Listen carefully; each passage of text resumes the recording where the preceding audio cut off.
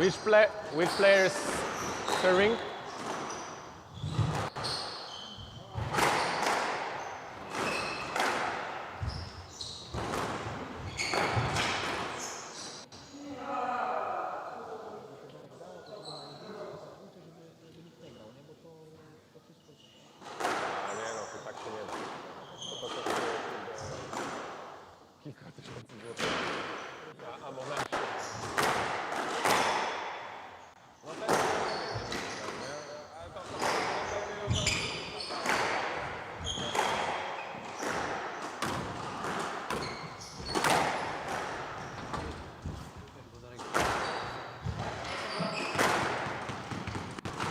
Bricomarche Pestka, PSA Poznań Open 2025.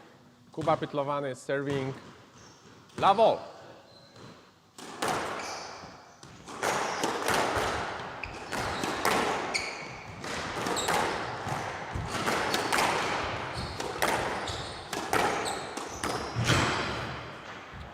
And out. One love.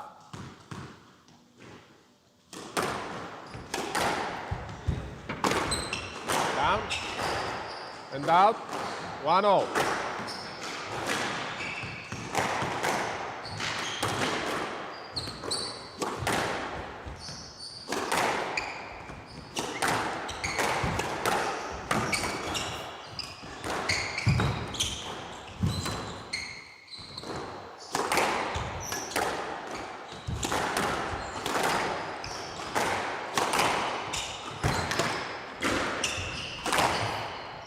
And out. 2-1.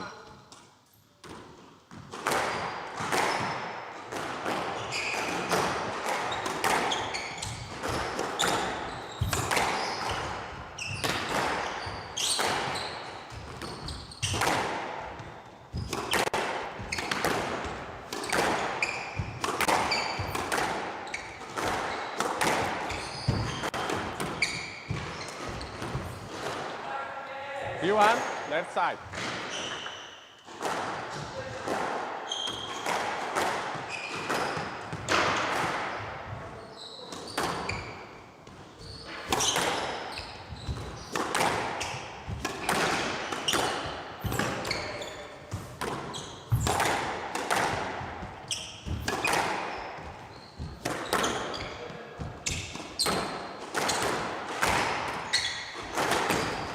Down and out, 2-3.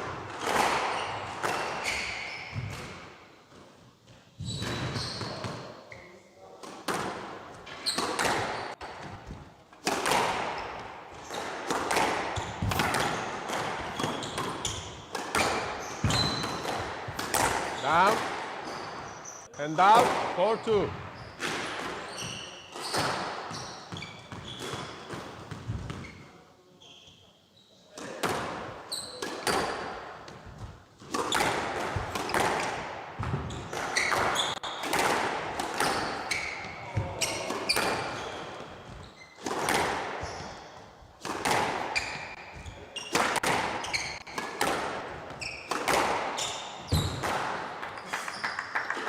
Back to.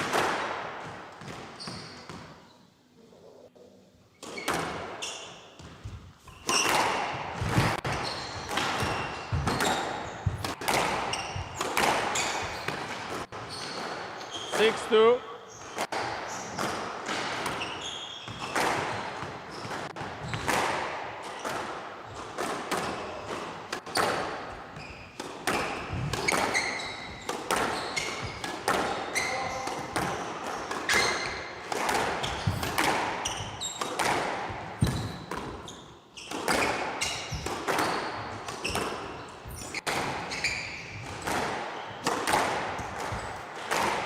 Seven, 2, left side.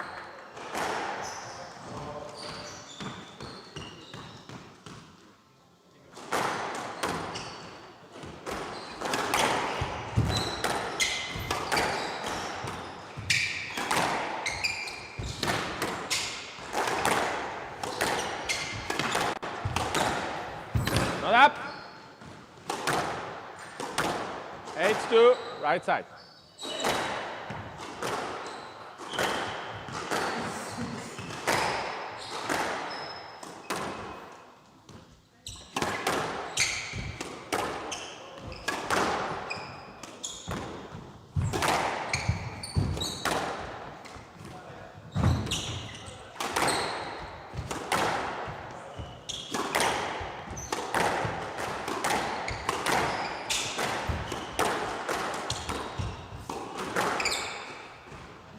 Out.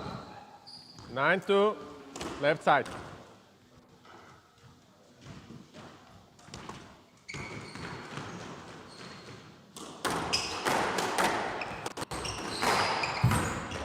Down.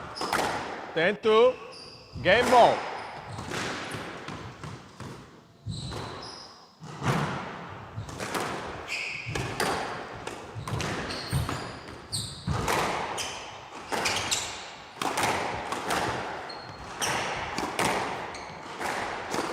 Down. And out. 3-10. Game ball.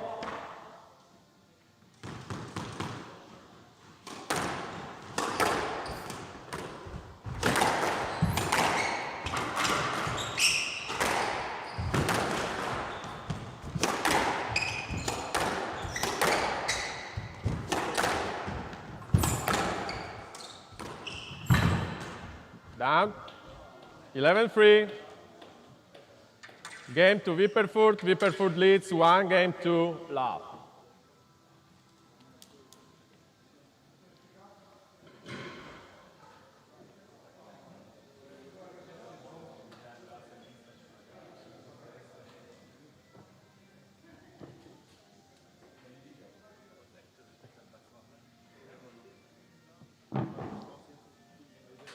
Good. See you again. How's it going?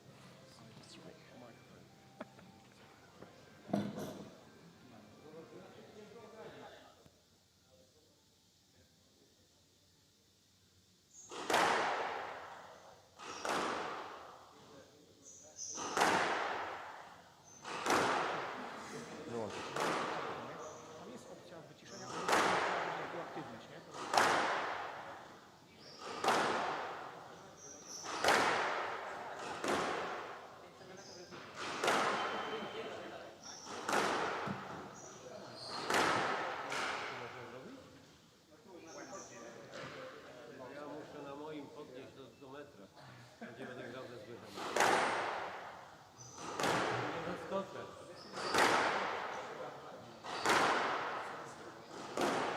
Play will resume in 60 seconds.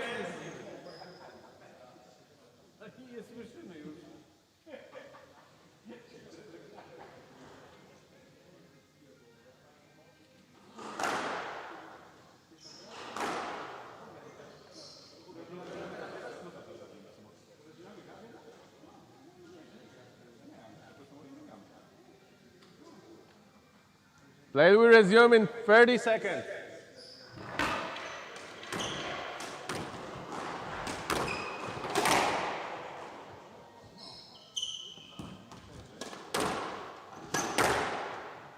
Fifteen seconds.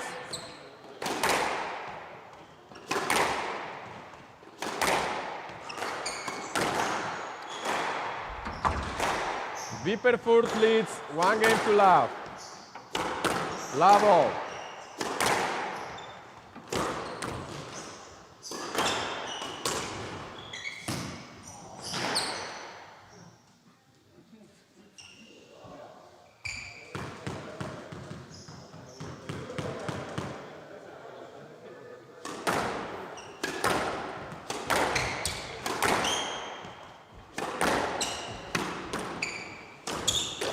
Down, hand out, one left.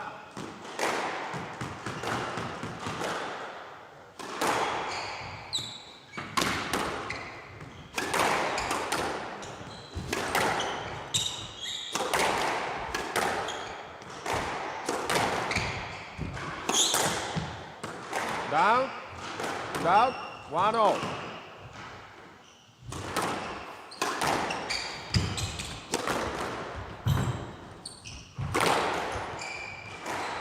Stroke. And out. 2-1.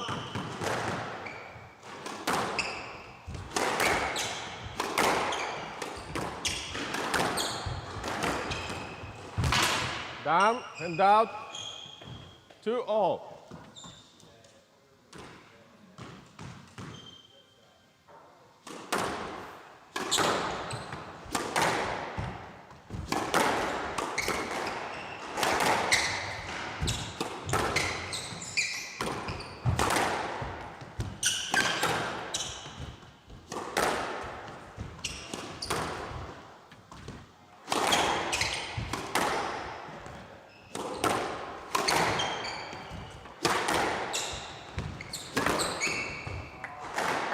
And out, 3-2.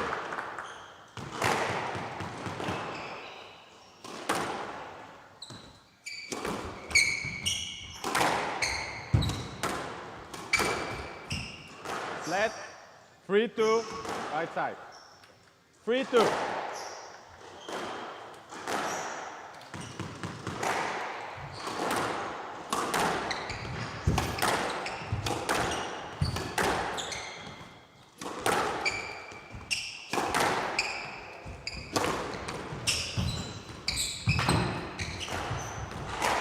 Not up. 4-2, left side.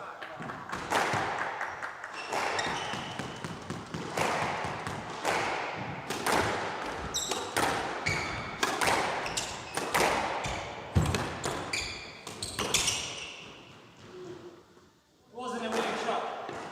Yes, left. Left side, 4-2.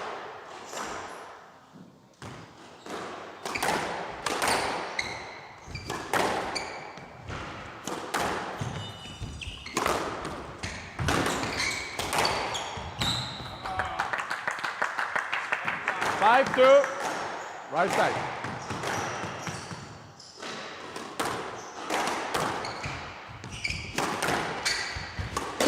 Down. 6-2.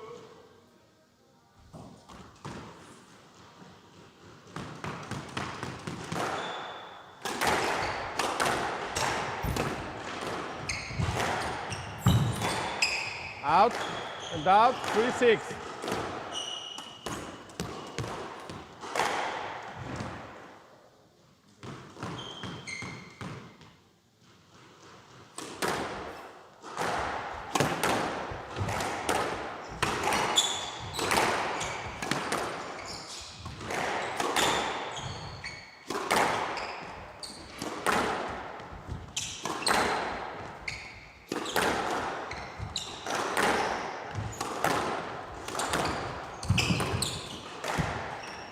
Stroke. 7-3 and out.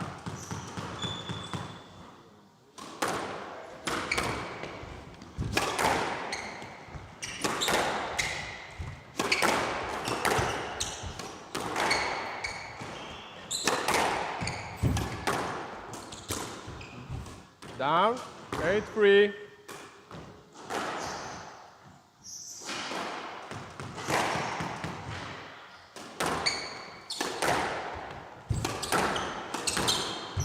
And out, 4-8.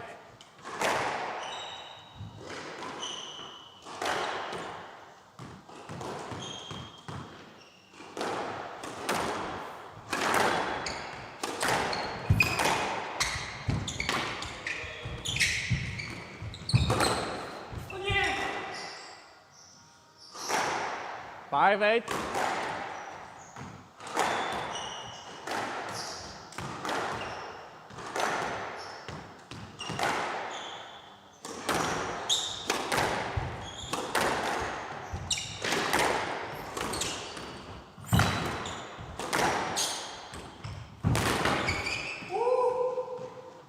Stroke and out. 9-5.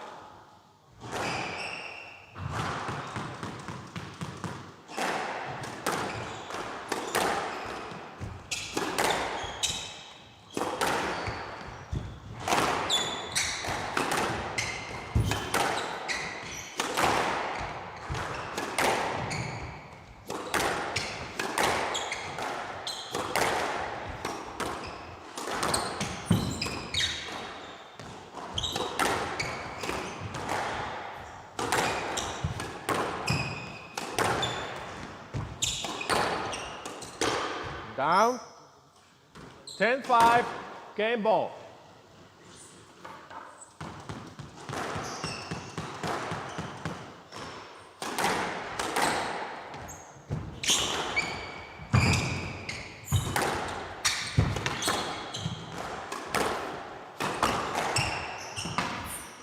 Out. 6-10.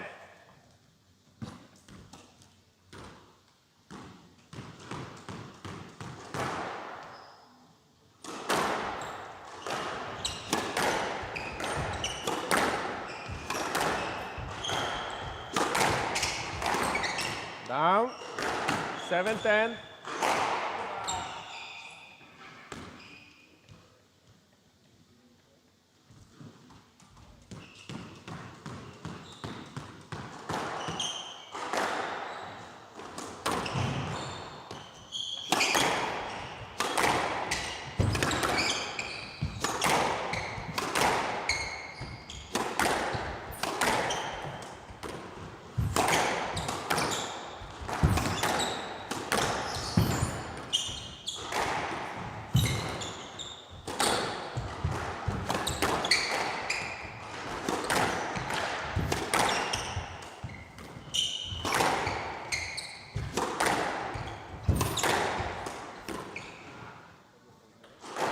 Eight, 10.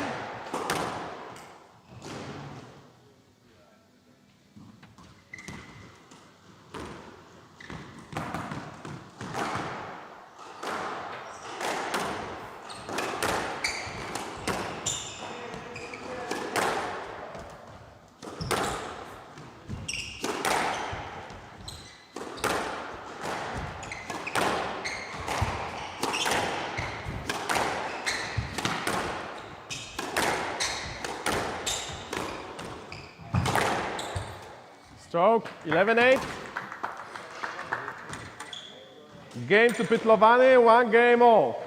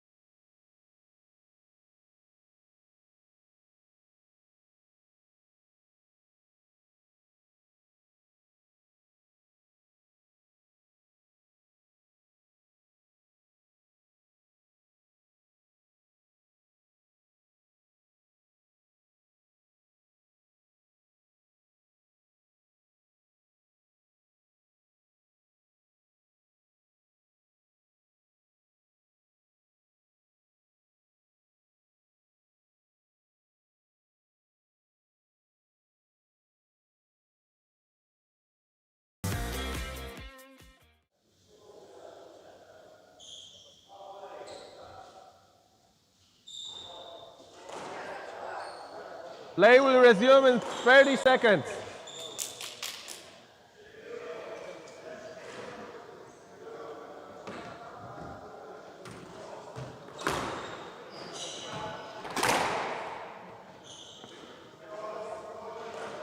Fifty seconds.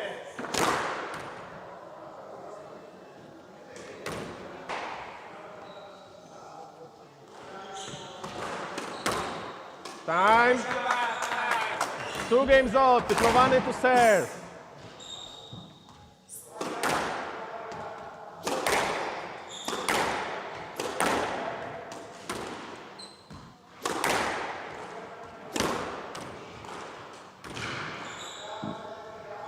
Level.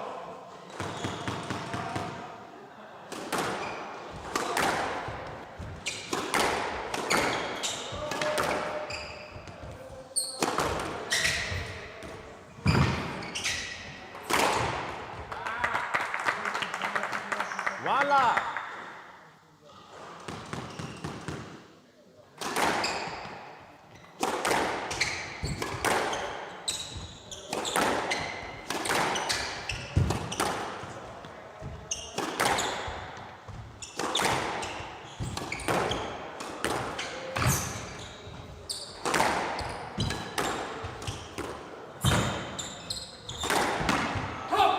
Out.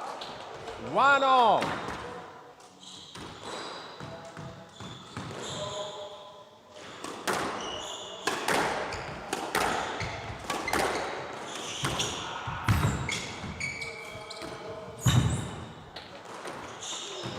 Two, 1.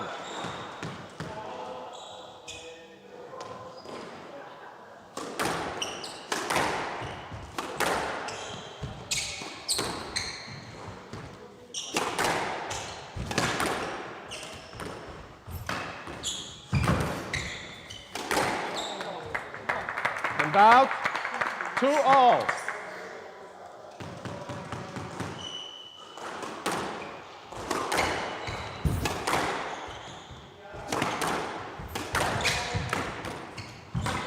Down and out. 3-2.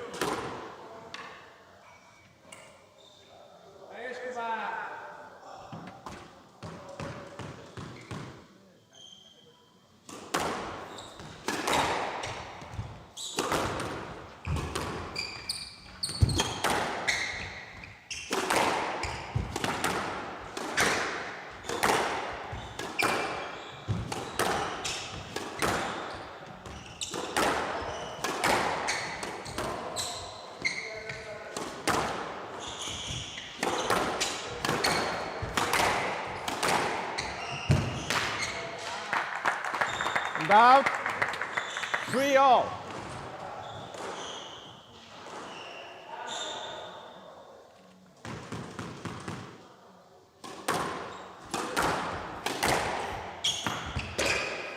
Down.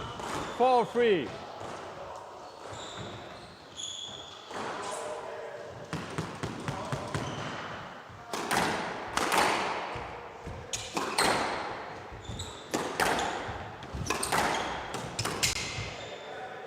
And out. 4-all.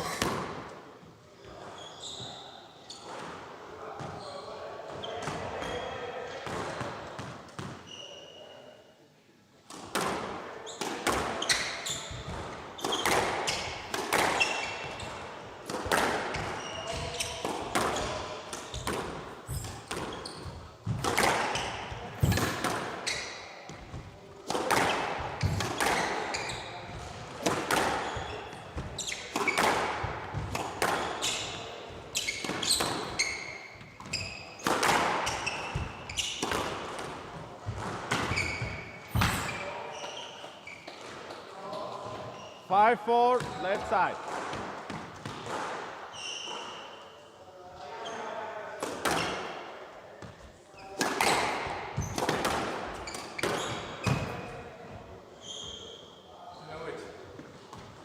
You know it. The ball jumped up. He knows it. Bro. Sorry guys. I don't know. I can give you that. Please play left, 5-4 left side. It's really tough to see. Sorry. The glass is okay.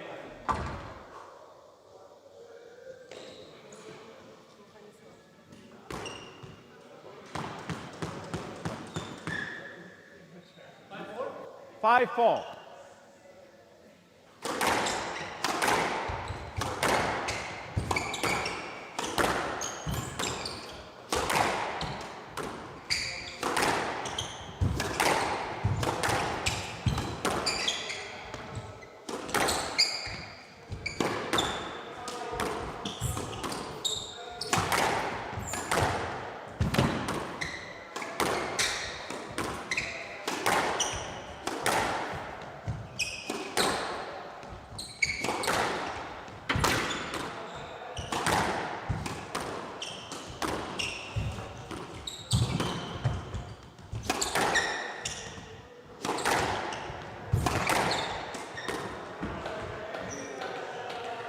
Six, 4.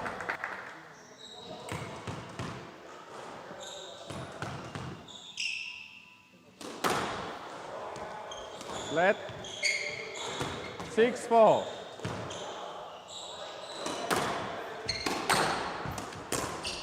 Down and out. 5-6.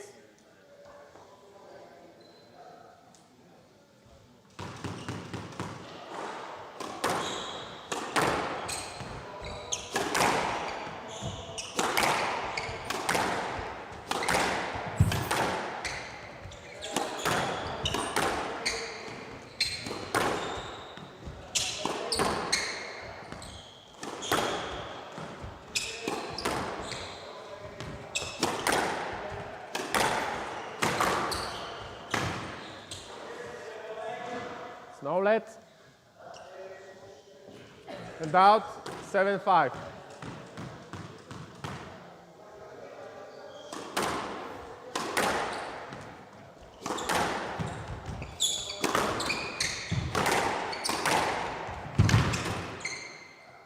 Out. And out. 6-7.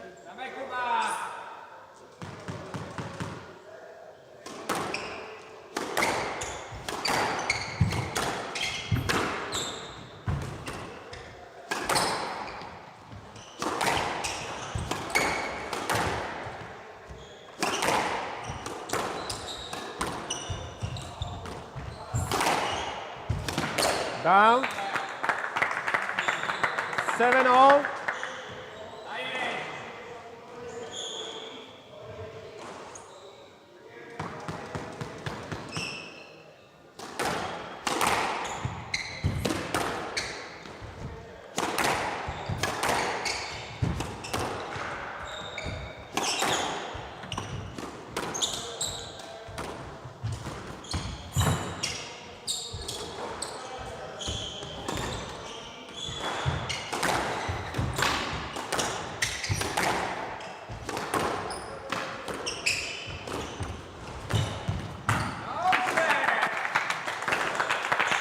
Seven.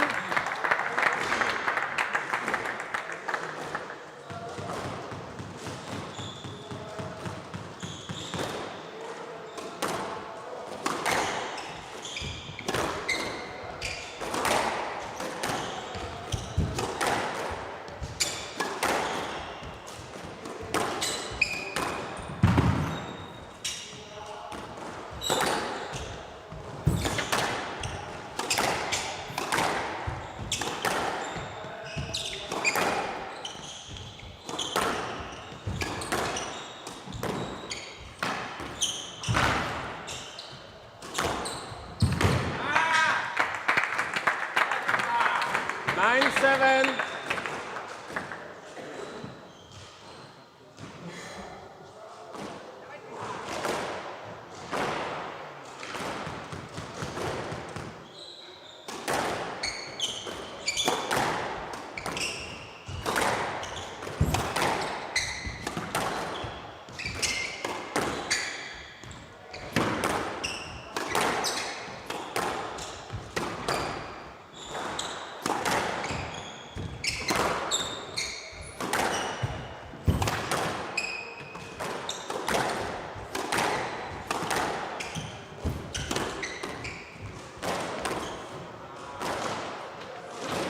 And out.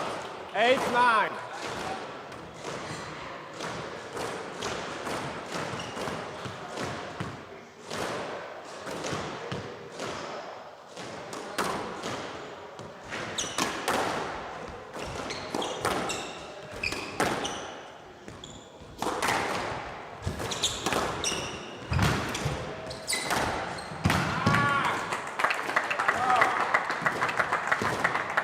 Hands out.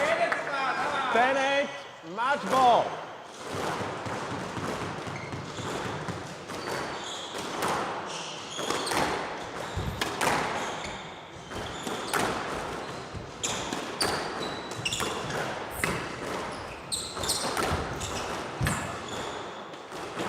Hand out. 9-10. Match ball.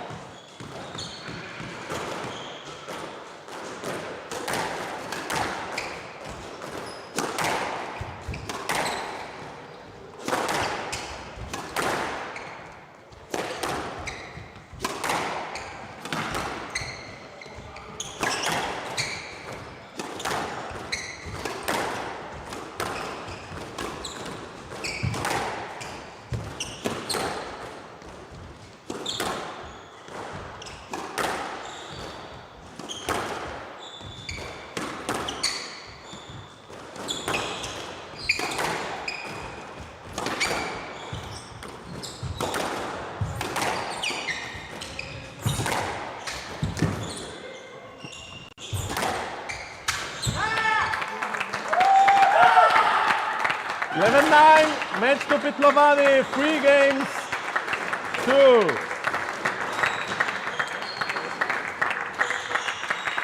Three 11, 11-8, 9-11, 11-7, 11-9.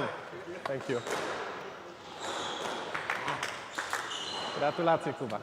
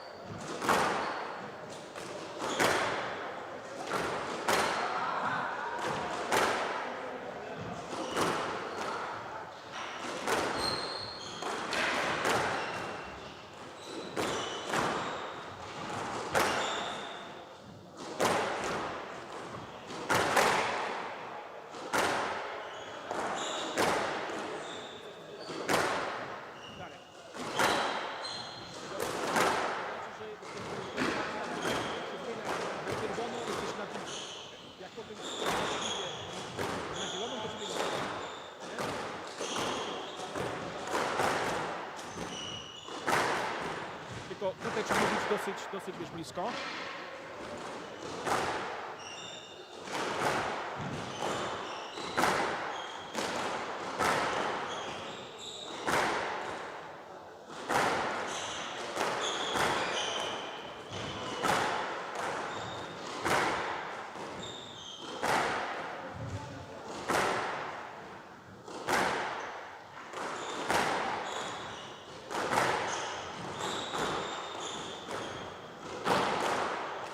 Jesteśmy tutaj z Kubą Pytlowanym, który zagrał świetny mecz z Janem Wipperfurtem. Miałem okazję sędziować ten mecz, widziałem Ciebie dzisiaj w akcji i przyznam, że bardzo mi zaimponowałeś poziomem gry, ponieważ Jan Wipperfurt to jest w zasadzie top 3 Niemiec i nie jest to byle zawodnik i grał całkiem nieźle, ale Ty grałeś jeszcze lepiej. Co nam powiesz o tym meczu? Witam Państwa bardzo serdecznie. Jest to dla mnie miłe zaskoczenie, że mogę być w roli osoby, której się udziela wywiad, a nie osoby, która udziela wywiad, chociaż to jest też przyjemna kwestia, ale po takim meczu naprawdę to smakuje jeszcze lepiej. Jeśli mam być szczery, jestem dumny z tego, ze swojego mentalu, bo on był najważniejszy, bo to mental pozwolił mi ostatecznie próbować wybrać każdą piłkę, próbować każdą piłkę zagrać z voleja, no i grać właściwe zagranie we właściwym momencie. I to było trudne i jestem z siebie dumny. Okej. Powiedz mi, przygotowywałeś się do tego meczu jakoś specjalnie? Ja obserwuję jakby twoją grę i twoje treningi. Bardzo dużo wkładasz w to energii. Tak jak kiedyś tobie wspomniałem, że myślę, że to się w końcu odpłaci i mimo, że gdzieś tam w ostatnich miesiącach może nie błyszczałeś ekstra formą, grałeś stabilnie, ale nie może lepiej niż byś chciał, no to teraz pokazałeś, że jednak może to jest ten moment i coś kliknęło. Co o tym sądzisz? Myślę, że w pewnym sensie to wszystko, dzisiejszy mecz wynika z kilku kwestii. Pierwsza rzecz no to ciągłe treningi i ciągła z mojej strony chęć poprawiania swojej gry, bo mnie na przykład nie zadowala to, że no myślę, że raczej jestem bardziej znany z tego, że wybieram dużo piłek, że jestem wybiegany i waleczny i tak dalej, ale oczekuję troszeczkę więcej od siebie. Chciałbym, żeby ta gra moja prezentowała troszeczkę więcej jakości i gdzieś tam ta chęć, żeby tak robić się spłaca. A druga kwestia jest taka, że od grudnia zauważyłem bardzo dużą poprawę, grudzień, styczeń, fajne miesiące i w treningach i w turniejach, ale teraz właśnie jest luty i na luty zaplanowałem sobie 5 startów, więc bardzo dużo. I miałem cel na luty i powiedziałem sobie przed lutym, że chcę zrobić bardzo dobry lub dobry wynik w lutym. No i wiesz, no i po prostu to, że miałem cały czas w głowie i w Bergen, że chcę zrobić dobry wynik, i na turnieju A, że chcę zrobić dobry wynik, i potem w Brnie, że chcę zrobić bardzo dobry wynik. No i ostatecznie dzisiaj, no i to wszystko się odpłaca, ponieważ gdzieś tam ten mental, który mówi, chcę zrobić dobry wynik, dzisiaj sprawił, że zrobiłem dobry wynik. Super, Kuba. Jeszcze raz gratulacje, świetny mecz. Ci, którzy jeszcze nie wiedzą, Kuba będzie dzisiaj naszym komentatorem. Śmieszna sprawa, bo w sumie chciał, żeby była tutaj dłuższa przerwa pomiędzy końcem jego meczu a komentowaniem następnego, ale w sumie grałeś tak długo, że ta przerwa będzie dosyć szybka. Gratulacje. No tak, no zasłużyłem, no grałem za długo i tyle. Dziękuję Państwu i do zobaczenia później. Dziękuję, Darek. Dziękujemy i zapraszamy na kolejne mecze.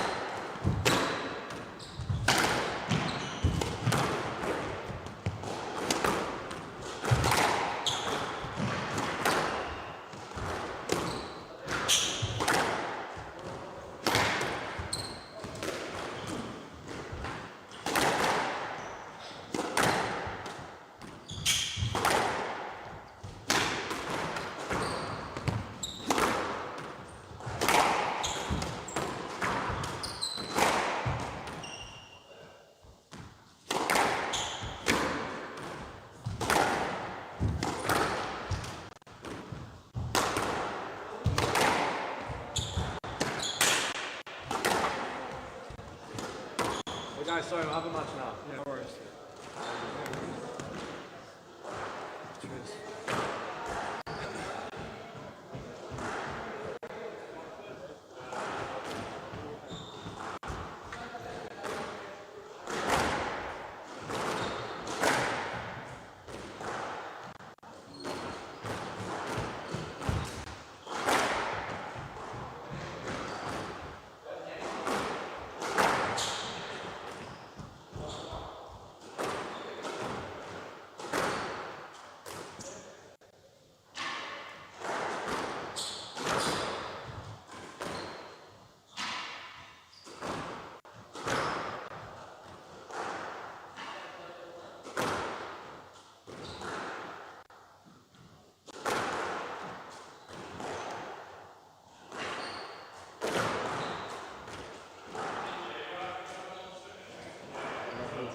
نسيم هنا؟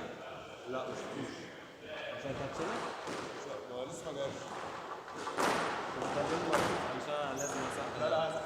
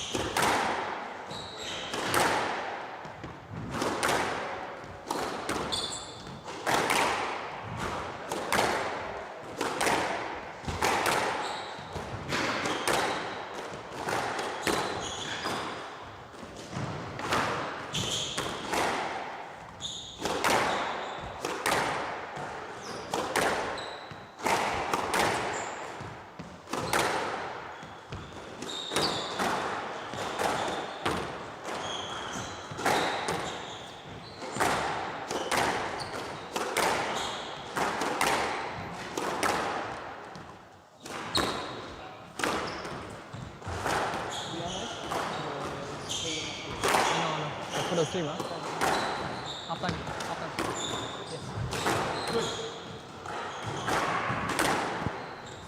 Hello everybody and welcome. Bricomarche PSA Poznan Open Challenger Tour $6,000 has begun. Welcome to the second round match between Jared Carter and Omar Kattan. The referee of this match is Victor Bertus, who is also the number 2 seed for this event, and commentating will be Jakub Pytlowane. It is the second match, and I'm proud to announce that I got through the first match against a German player, Jan Wipperfurt. It was a 5 games battle that lasted 56 minutes, and I think that me as a commentator, for you, the viewers, I'm hoping that this match and the next ones will be of similar quality and similar nerve-wrackingness, I should say. First of all, let me remind you about our sponsors. Max Premium Burgers, Vichy Neon, Valutomat, Bricomarche Galeria Pestka, Unatrans, H2 Messebau. This tournament is one of the many PSA Challenger Tour events around the world. PSA Challenger Tour is the second most important tour in the Professional Squash Association in the tournament played under the name of PSA.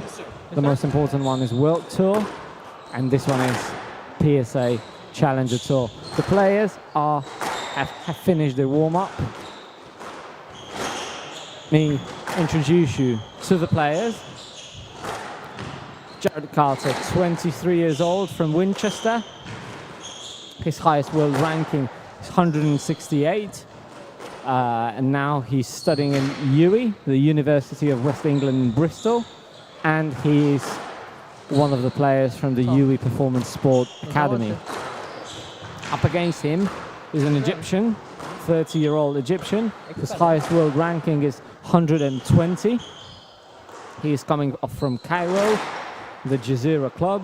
30 seconds. And let's see who's going to win. What is going to be more important, experience or youthfulness?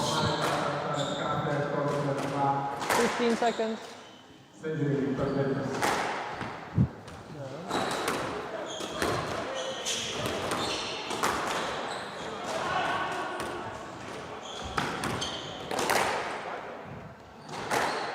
I'm really interested how this one is going to go, because both players present different styles. I think that it's safe to say that Jared Carter is one of the English players who likes to keep the ball PSA tight to the Poznan sidewall. Open 2025 Is round 1 happy match. when he has an Omar opportunity Kattan of Egypt to to that serve, with Jared straight Carter drop. of England to receive. He uses the volley quite well.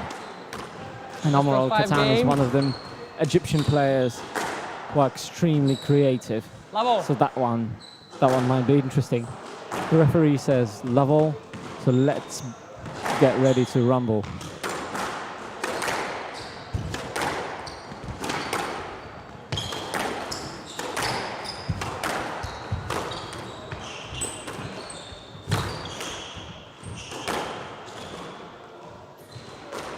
As you could see, plenty of boats from Omar Kattan already in the first rally.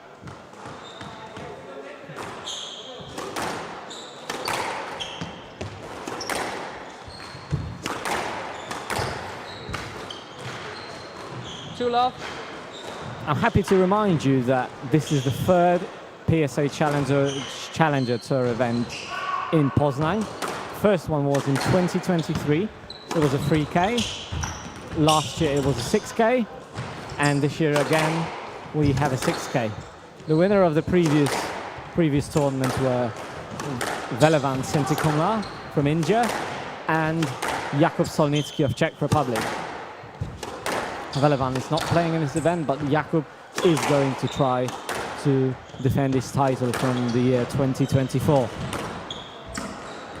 I think it's safe to say that he's one of the favorites to win the tournament again, alongside Kibertus, Perry Malik, Elliot Morris Devred, and many, many more. including, I think, these two on court now. What a shot. Hand out, 1-3. I think no one expected it. Definitely not Jared.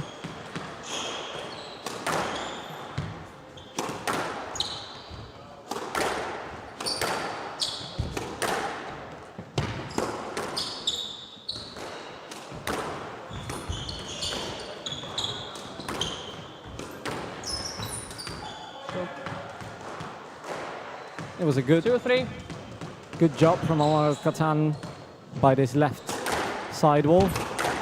He kept the ball tight, kept Jared moving, and there came the reward.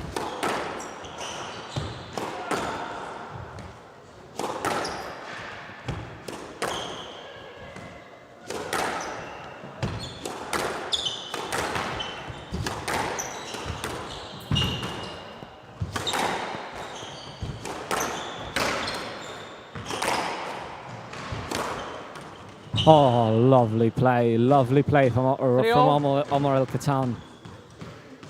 As you can see, if Jared wants to win this game, he will have to go through some pain. Because Omar El Kattan is all the time switching the plane. He's going to front a lot. He's switching directions, he's changing directions nearly all the time. That requires very good tee position from the young Englishman and being able to counter the attacks of the Egyptian. 4-3.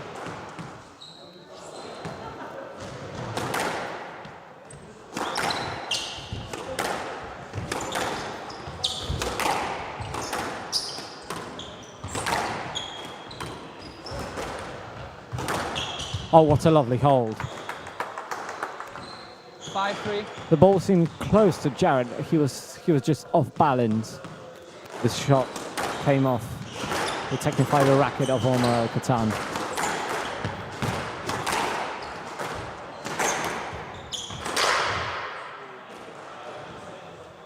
This event is one of the many events being organized during this week. Those 6-3. events are here to celebrate the birthday of the manager of the club, Dariusz Filipowski, the great promoter of Polish squash, the great promoter of Hand out, PSA 4-6. here in Poland. 4-6. And during this event, you'll be able to watch, first of all, this Challenger Tour event. Then, since Thursday, we are going to crack on with satellite event. And then during the weekend, since Friday evening till Saturday afternoon, there will be 2 national tournaments in which many of the best players from Poland are going to play, Down. alongside the club players 5-6. from Poznan and from around the place. So it's a great and very crowded event. It's one of the many events which are being organized here in this city of Poznan, which is the capital of the Greater Poland region. Lovely city. I think all of the players who had visited this city previously did enjoy it. This is what comes from the interviews that I had with players playing during those events, and also from my personal experience. As someone who's not living in Poznan, I quite enjoy this city.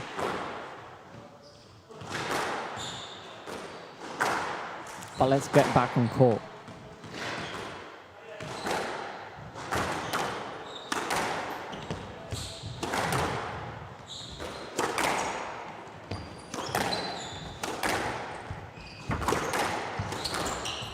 I think what you can take so far from what we are seeing is that Omar El Kattan is spending much more time on the middle than the Englishman.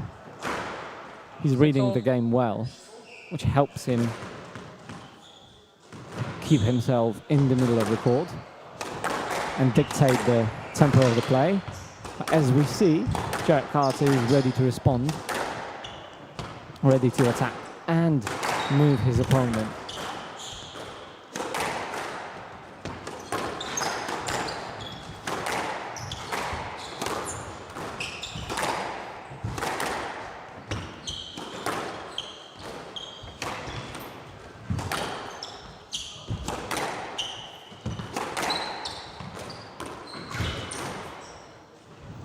And after several attacks from the Egyptian, finally Hand out 7-6. Jared makes a mistake.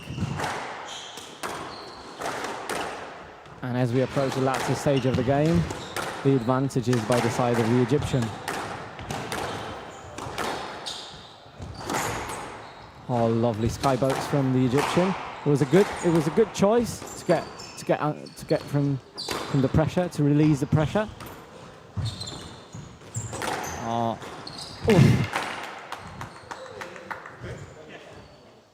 Fortunately, nothing happened. It was a great hold from Jarrett Carter. Fortunately, the movement to the middle wasn't that great, but we Hand keep out the 7-0. game on.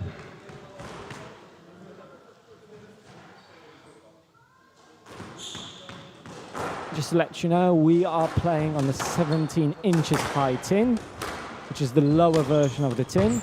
The traditional version of the tin is set on the 19 inches above the floor, but this one is a little bit lower, which allows players to use more of the front shots because they might be more effective. And as we see, Omar Kattan is using the space Hand out 8-7. created by the lowering of the tin quite well during this game. But this didn't allow him to get any like huge lead. Jared Carter is still close on score sheet. And he's attacking well too.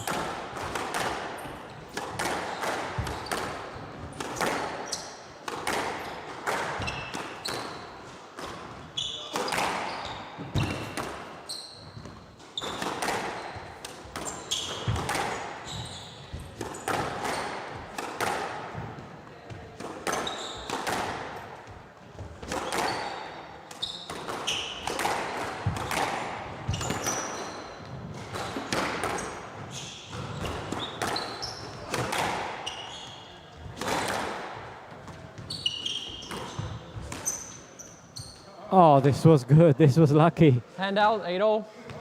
But we have to appreciate the work done by the Jared Carter during this rally. Was virtually all the time under pressure, but he was biting and trying to attack Omar Kattan, and in the end it paid off. A simple, 9-8. very simple mistake from the Egyptian. And Jared Carter's close to taking that game. But Omar Kattan is not far from taking this game too.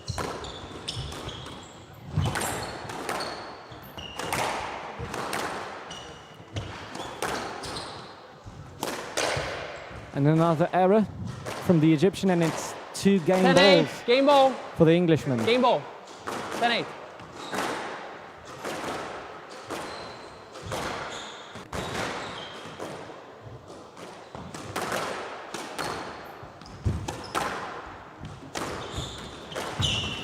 Lovely counter. Oh, this is great. Again, this is the second Hand time out, that Omar 9-10. Kattan is Game using ball. his very strong wrist on this backhand side to trick Jared Carter, and for the second time it proved to be very effective.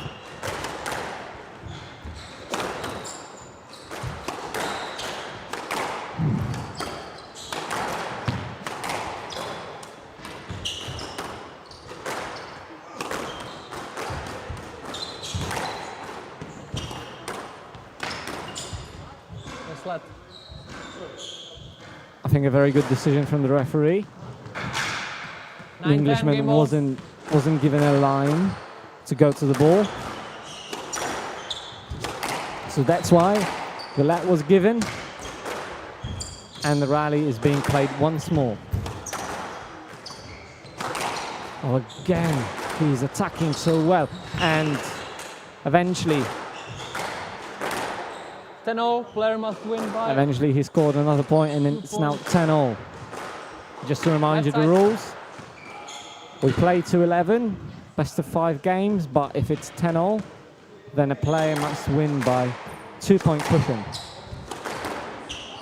So that means that if any of the players now wins a rally, it doesn't mean that they win a game.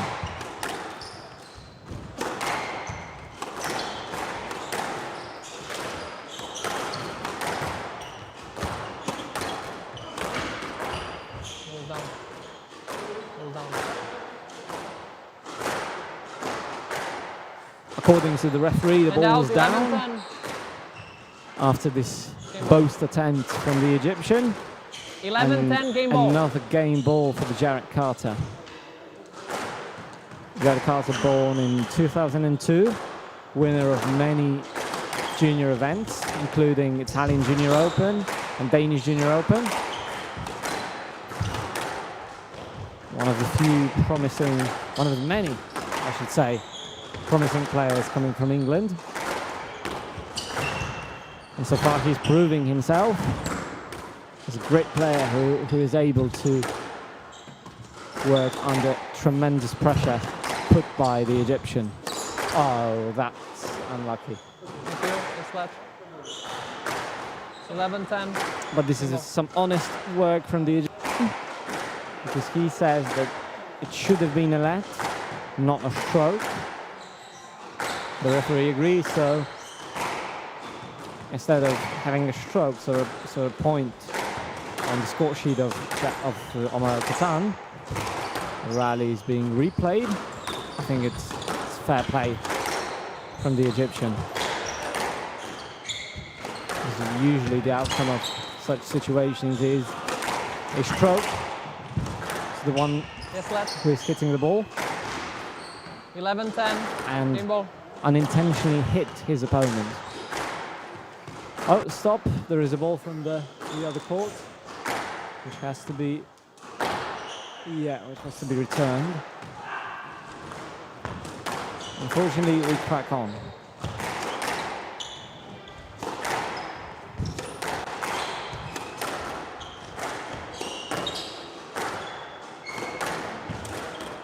And great volley drop 12-10. finishes this game. Game to Carter. Carter And leads. Jared 1 game to Carter love. wins it 13-11. And now it's time for a 2-minute break between games.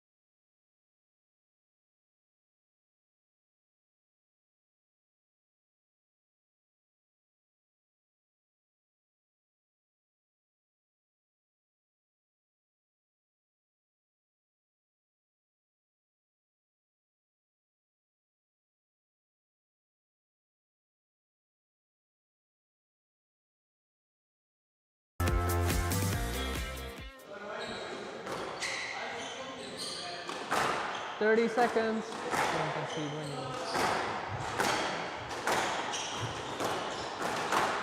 Oh, yes. 40 minutes now. Okay. 45 or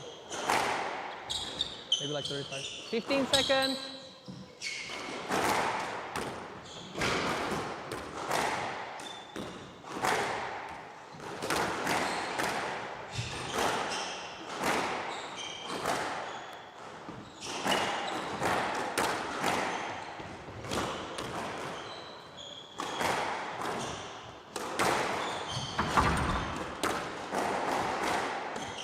Carter leads 2-1. El Kattan to serve. Okay, so Bravo. we've already watched 33 minutes of this match. Quite steady and long games on average. Because on average, you could say that those games lasted around 10 minutes, which is the average game time in PSA. But we'll see if we are going to watch this match for an hour, or a little bit shorter, or even longer. Omar Kattan pressing quite high on the tee, and it pays off. Jarrett Carter didn't have enough time to prepare well for this drop shot, and the tin was inevitable. At some point, but it came quite early into the rally.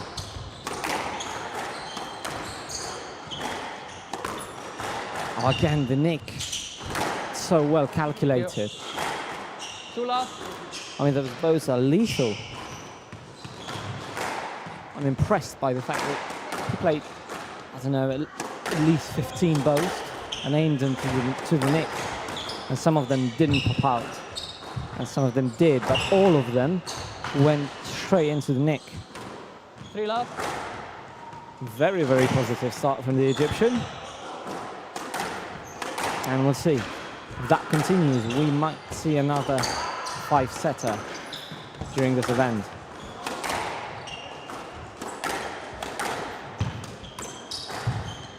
Down.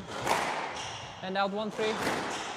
I'll use this time to also remind you that this event starts today and it finishes on Saturday. It finishes quite late because the last match of this tournament is going to be played at 9 in the evening, right before the birthday party, which is going to be probably huge, and is going to be the end of the many events being held during this week, 3-0. which include the PSA Challenger Tour 6K, PSA and WSF Satellite 1K event, and 2 national tournaments. A lot of playing, a lot of squash, a lot of great squash to be watched and to be played. A festival of squash here in Poznan. And out 4-3. According to my knowledge, Poznan is the 5th biggest city in Poland, and probably the first biggest, or the second maybe, biggest city in Poland when it comes to first one obviously is the capital, where most of the players train and spend their time, but Poznan is definitely the number 2 spot contender. And with events like this, it might even have ambitions to become the number 1 spot in the future.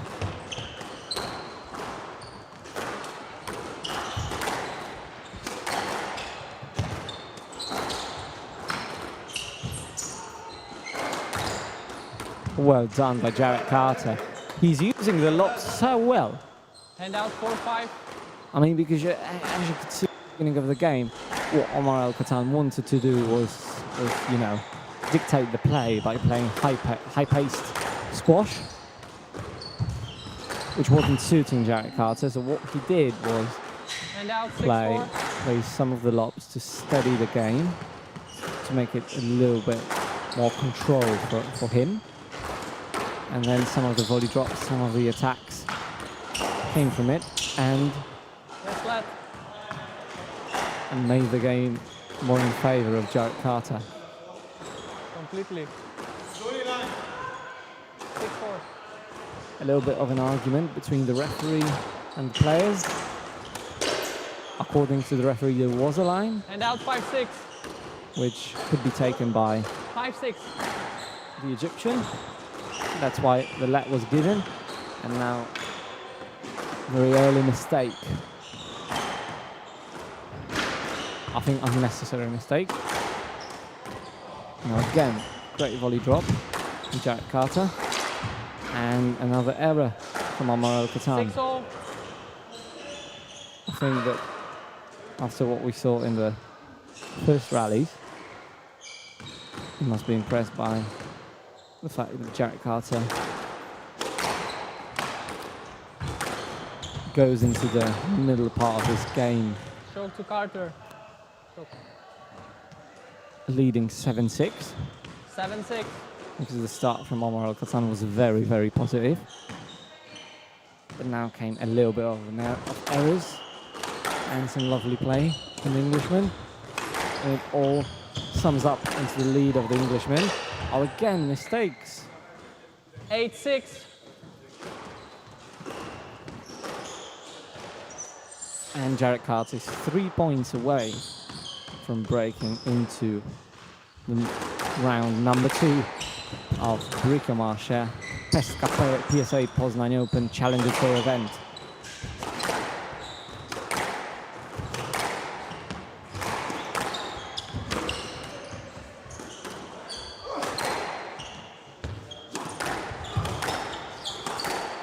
Lovely drive and good volley drop. Oh, very good response from the Egyptian.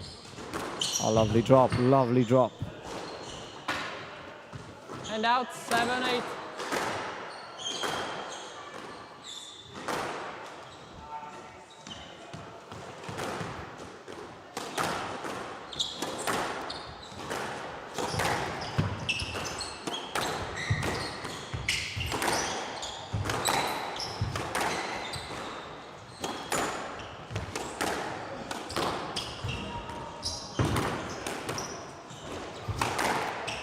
Brutal rally. Oh, this was lovely. 8-0. No chance for Jarrett Carter to take this post. And it's 8-all. Nearly seconds ago, it seemed like Jarrett Carter had a comfortable lead and could convert this fourth game on his favor, and now it's 9-8. And Omar Kattan seems closer to 9-8. take this game and make it into the fifth than Jarrett Carter to converting it and finishing the whole match in 4 games. Oh, lovely drive. Good response.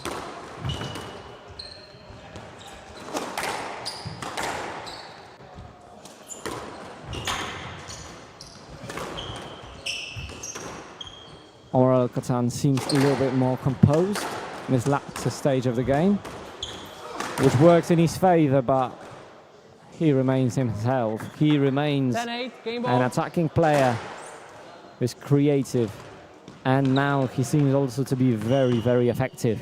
2 game balls for the Egyptian.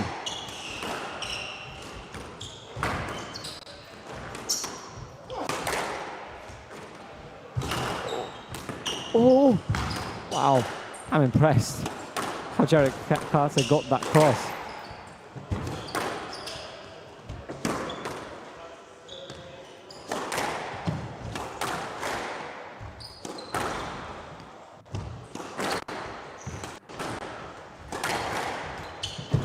Oh, wow. Perfect length. Hand out 9-10. But it came from- Game ball. Came from another attempt and the cross coordinate from Omar Kattan, which was just not good enough. And in the end, he gave an open ball to Jarrett Carter. But all credit to him for converting it as well as he did. Yes, let. Let ball. 9-10. Game ball.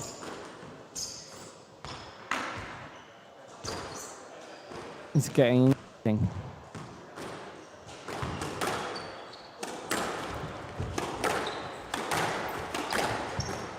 Not up. Thank you. Not up, not up, not up, not up. And it's 10-all. Thank you. Player must win by 2 points. Must win by 2 points. So it seems like a red t-shirt for Jarrett Carter is the talisman of tough games for him. Oh, but a lovely volley drop, and he has the first match ball of the day. 11-10, match ball. 11-10 match ball. Again, lovely volley drop, coming from a good length. And then very, very early on, he played a very high quality volley drop. Let's see what's the response of the Egyptian.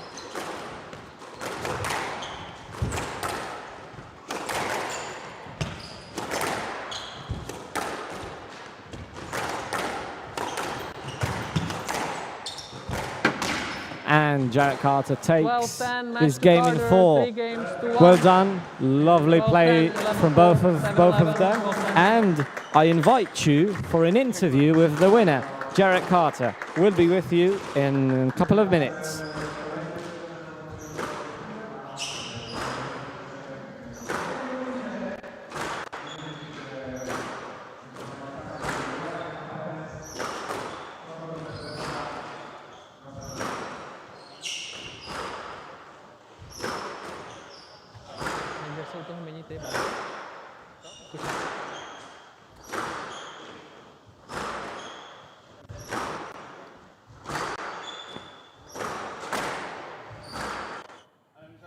Hello everybody and welcome in our studio. First of all, Jarrett, congratulations for converting this match in 4 games. And now my first question has to be, what is your favorite shot and why it's the volley drop? I think it is the volley drop, actually. It's a shot that I've been trying to incorporate more in my game because I think just a straight drop is so important in squash in general. And if I can do it on a regular basis and move the opponent about a bit more, then it'll help me a lot. So volley drop, yeah. Yeah, I think it worked very well during this match. I mean, also with the lob, it's created a lot of pressure for your opponent. But tell me, what was your main objective during this match? Well, I knew he was a very skillful opponent. He's a bit on and off, so I wanted to sort of lock him down into the back corners. And he's been on the tour a very long time, so if I could expose him at the front a bit more, that would have been ideal. But didn't quite manage to do what I wanted to do, but sort of hung there anyway. And yeah, that's what. But you must be happy for the win. And the last question I want to ask you, because obviously you are one of the members of the UE Sport Performance Academy, and tell me how much do you train every week, and did you prepare in any special shape or form for this event? Well, so there's 3 squads a week, and then I have individuals with John Welton, shout out to him. And then basically there's just a lot of good players around Bristol, so organising one-to-one hits is sort of the main part of my training. In terms of special preparation, my draw changed like last minute, so I was supposed to have Elliot, Devred, Morris. So I actually did a fair amount of preparation in terms of playing him, but it always seems to happen where the draw changes last minute, so you can never really know what to expect when you're coming into a tournament. So just happy to get through, yeah. Yeah, and also the last question, is it the first time in Poland? Are you excited to be here? Yeah, it's first time in Poland, and I'm really enjoying it so far. It feels very different to places I've been so far, so yeah, looking forward to exploring it a bit more. Jarrett, congratulations, and hope to see you again in this studio, because in this studio we are hosting the winners. Congratulations for the match. Thank you.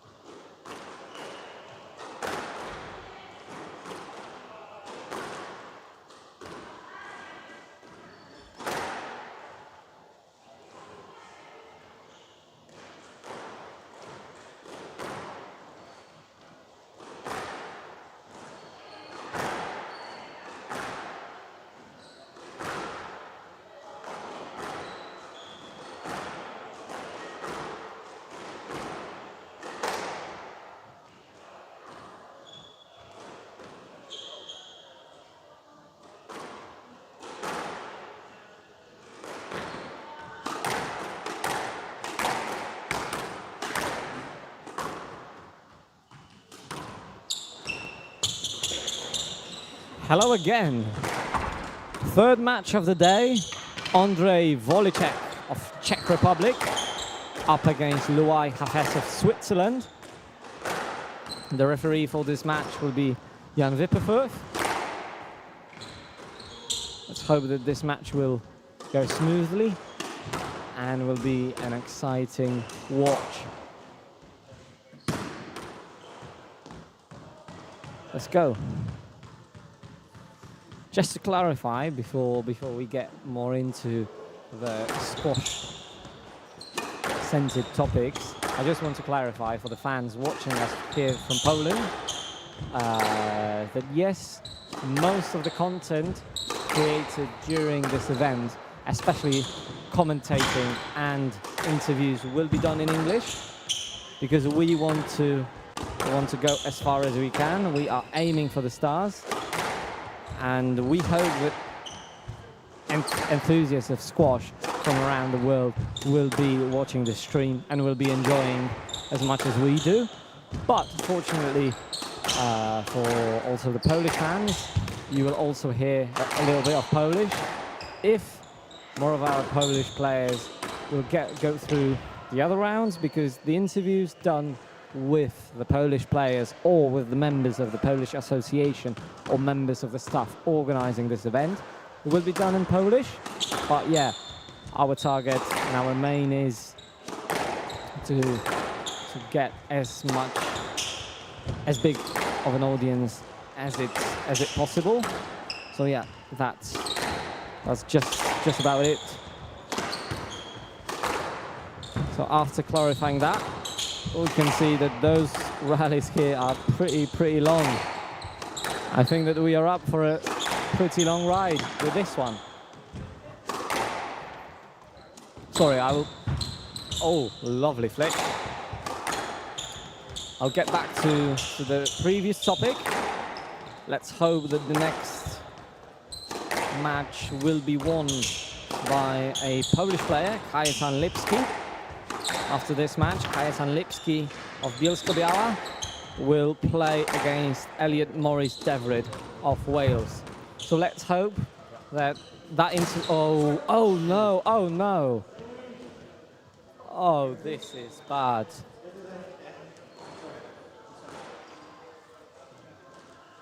Oh, it must be a stroke, but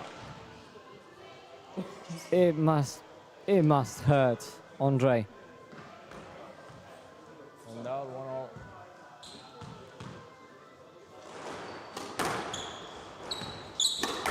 Fortunately, Jan Wipperfurth, the referee, kept the situation smooth and calm. Let's hope that as a German, he will keep things at Ordnung, as the Germans do.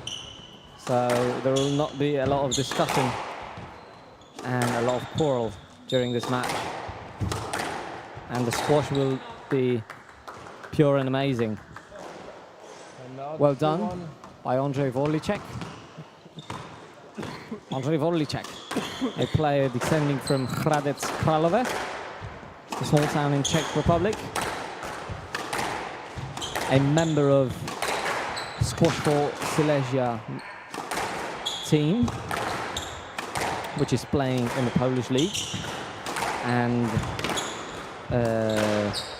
its headquarters are located in Orzech, nearby Katowice. Great team, very decorated team. Unfortunately, haven't won golden medal. No, sorry, they won golden medal in 2020. But yeah, very decorated team. And he's not the only one who is playing in this team, who's also playing in this event, because Perry Malik of England is also a member of this team. And now it has to be the stroke.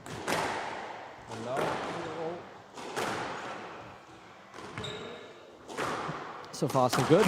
I'm enjoying the squash, and I hope you are enjoying the squash too.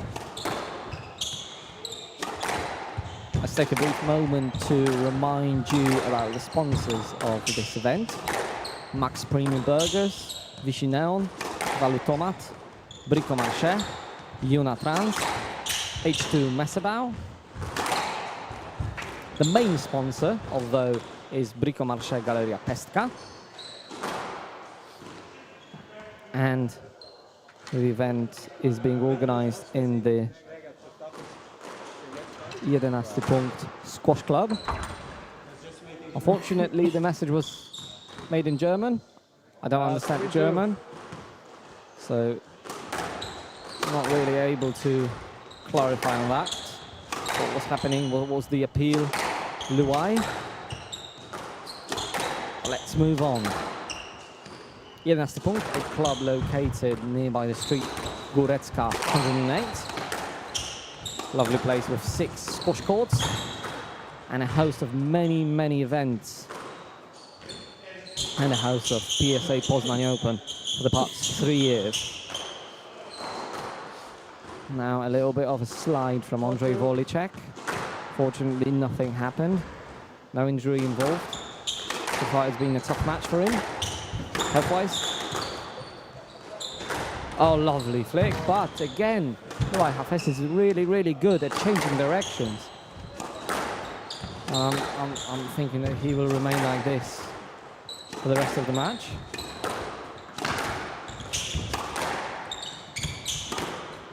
Louai Hafez is accustomed, is well acquainted with the club and well acquainted with the city. He was here last year.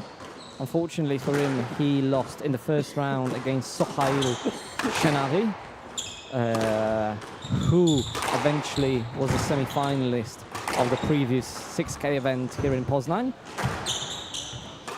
In the end, his run ended up against Jakub Solnicki, eventual winner of the event. And now 3-5. So we must say that the last draw of Louai Hafez was a difficult one, and I think he's here to prove himself here in Poznan. Ondrej Vorlicek, he's not the first time in Poznan, but first time on a PSA event.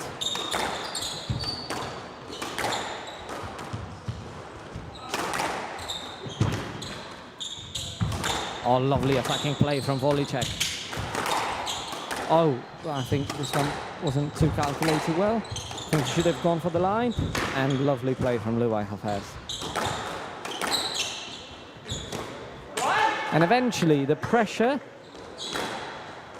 posed by Ondrej Vorlicek worked very well. And the mistake was forced by the game of the Czech player.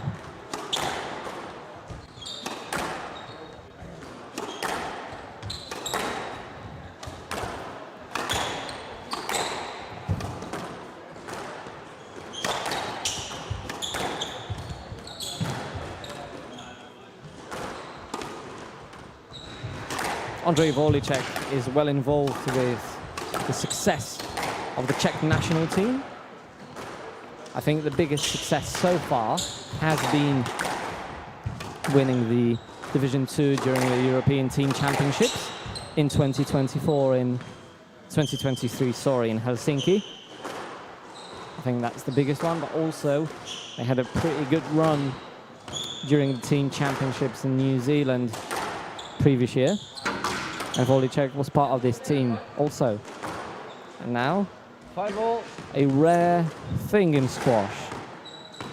An ace from the service. We must give credit to Vorlicek for serving quite well.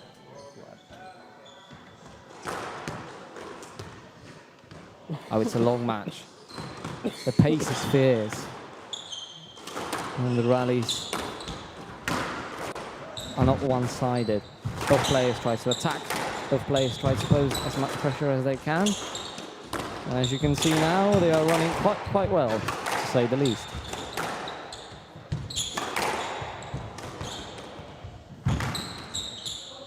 Oh, this movement was heavy. It was heavy movement from the Czech. Oh, lovely drop from Louai Hafez. And out 6-5. Where did he learn that from? Probably from John Williams or other great players and coaches who are based in Switzerland. Louai Hafez also has to be mentioned as a member of his national team. This year in Ulster, he was a member of the team up alongside Dimitri Steinman, Nicky Müller and Robin Gadela. And bronze medal for the team. Was a big success. And Louai Hafez was a big part of this success. Speaking of Robin Gadela, unfortunately for him, he didn't make it to the event. But fortunately for already mentioned Kajetan Lipski, Kajetan Lipski is able to play this event. But we are wishing good health to Robin Gadela, and we are hoping that he will come back to Poland and visit us in the tournaments to come. Oh, lovely kill. Vorlicek is quite famous from his hard hitting and from the fact that he really likes to extend the game. He's quite confident in his physicality. But so far, the counter-attacking game of Louai Hafez is bringing a little bit more fruits than hard-hitting game of Ondrej Vorlicek, because as we see, he's doing a lot of work. Obviously, he's posing some pressure. I think decent pressure. Louai Hafez, but as you see, Louai Hafez is countering very, very well, and he has 5 games balls on his side. And he converted the game for himself. Fist bump. 1 game to love for Louai Hafez, young player from Switzerland. See you and hear you, and hope you will stay with us after the break.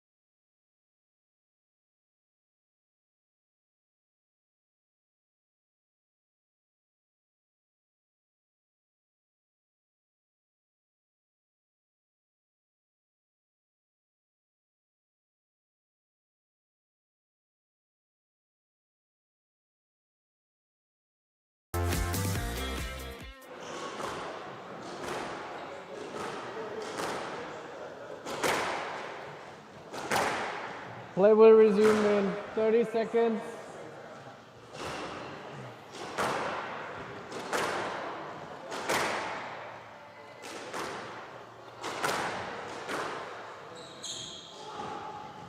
Fifteen seconds.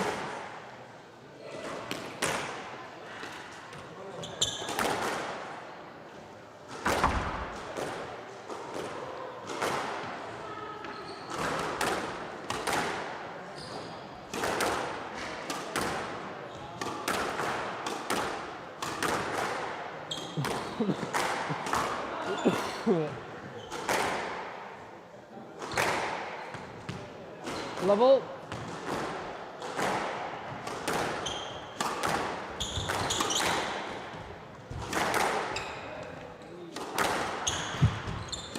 Let's see if Ondrej Vorlicek changes his game and changes the course of this match. One love.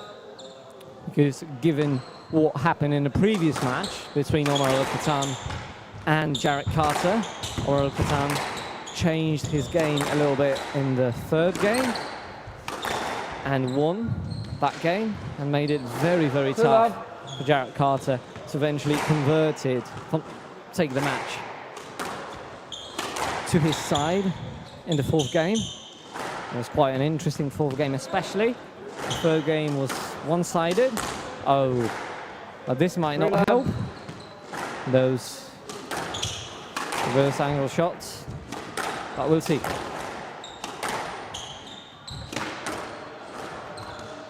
So far, Louai Hafez seems very, very positive.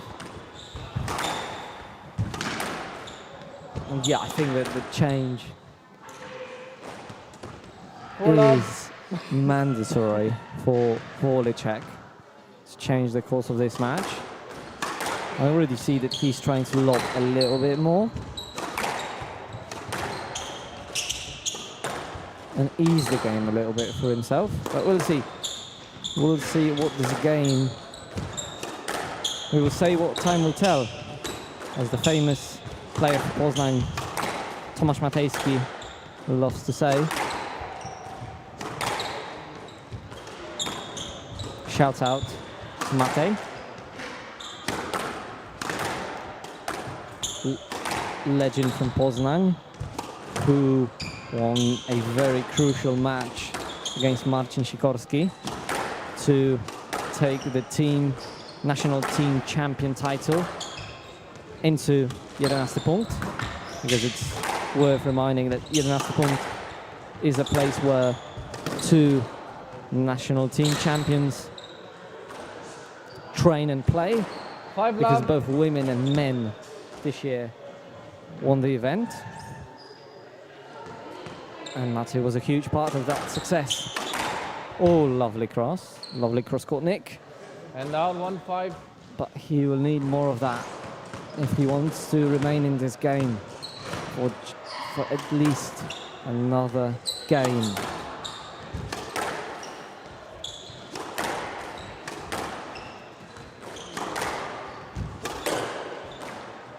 And out 6-1.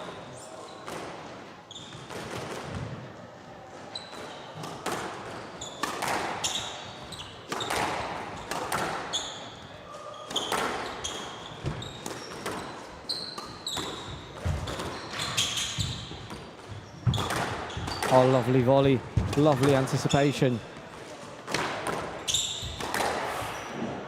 And the pressure 7-1. results in those mistakes. I mean, this is not. Ondrej Vorlicek is not doing a lot wrong in those situations, but the pressure from the Swiss is so high. So eventually, those mistakes have to come out, because it's so hard for the Czech player to release from the pressure. I mean, mostly credit to the Swiss. Wow, that was a reaction. So he's 2 points away from winning that match. 3-love. But a good flick. And out. Ondrej Vorlicek. He seems to listen to the commentary. He made it a little bit lower. 9. And finally got a point from in this one. I don't know if he has some earplug. But yeah, he improved on that matter. Oh, great line. Great pressure now from the Czech. From the brothers Kralover. Czech player. Oh. And now 10-2, match Now ball. 8 match balls for the young Swiss, Louai Hafez.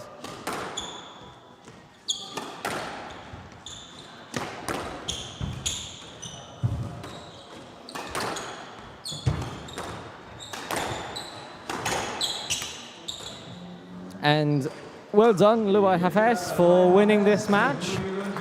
3-love. Very positive and confident win, especially in the last game. And I invite you all for an interview with the winner.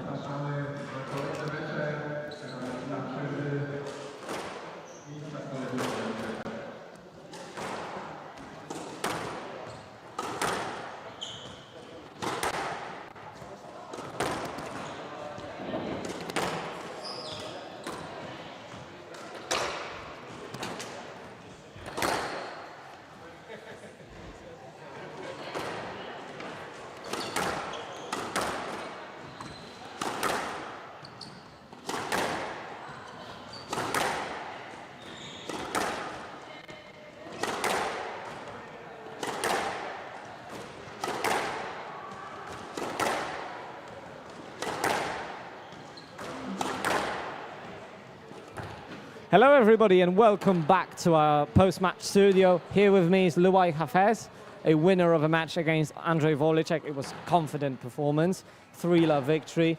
Louai, can you elaborate on what was your main purpose, what was your main target, what was the main thing going through your mind while playing against Ondrej? Should I hold the mic? Okay. So my goal was basically to control the rallies, to keep the balls tied to the side wall, keep it straight, and control his movement. And as soon as I felt that I had him, I started attacking the corners more, the front corners, and it worked out pretty well. Yeah, it did. I mean, I think that also your speed was a very important part of this. You were anticipating the ball well, and then when I was watching you, you were reminding me of another Swiss player, well built and a little bit short, Dimi Steinman. My question is, do you train with Dimi Steinman? Do you get on court with him quite often? Yeah, we get on court. We're very good mates. We play together a lot. Every time he's in Switzerland, because he's a lot on tour, we play together, we hang out a lot. He eats a lot at my place, which is good. He's good company. But yeah, we train a lot together. It's good to hear. Louai, it's your second time in Poznan. Last time, unfortunately, ended in the first round against the Egyptian player. Now you are through to the next round. Are you happy with this? And also, what do you expect from the second round? What do you think, who's going to be your opponent? So yeah, I lost last year against Sohail, first round, played pretty well. But this time, I think I prepared a bit more and I feel comfortable with the courts. Last year I wasn't feeling comfortable and it's lower 10 now, so it's good. And yeah, second round, what's his name again? I'm playing against another Czech guy, I'm sorry. And I hope it goes well. He won it, he's the title defender. So I hope I play well, and I think if I play well, everything's possible. Yeah, Jakub Solnicki is a tough player to beat. He's also the holder of the title from last year. But I'm wishing you the best of luck. I hope we meet again in this place, because this is the place where we host the winners. And again, congratulations. It was a great performance. It was great to watch. Congratulations again.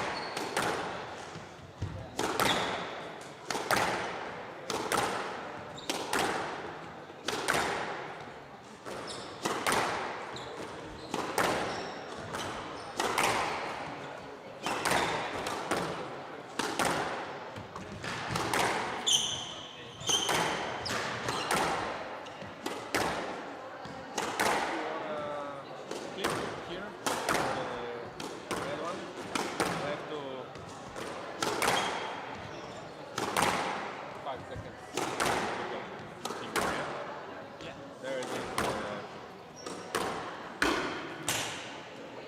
Microphone.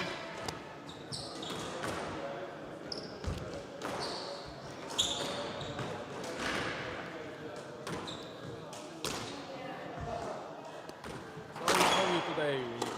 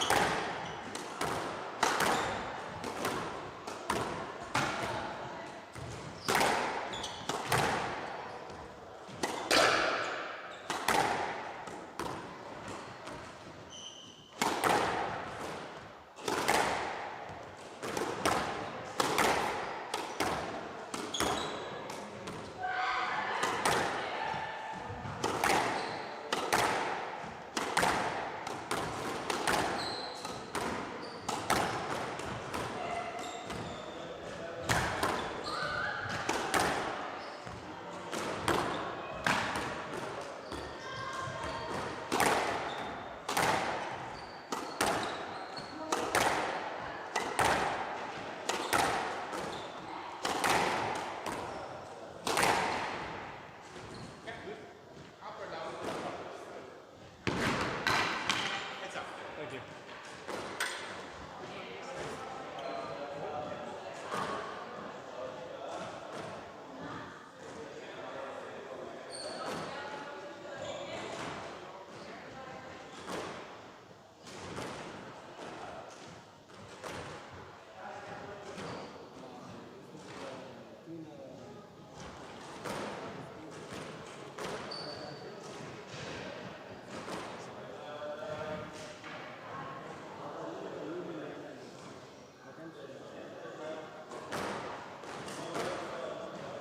30 seconds.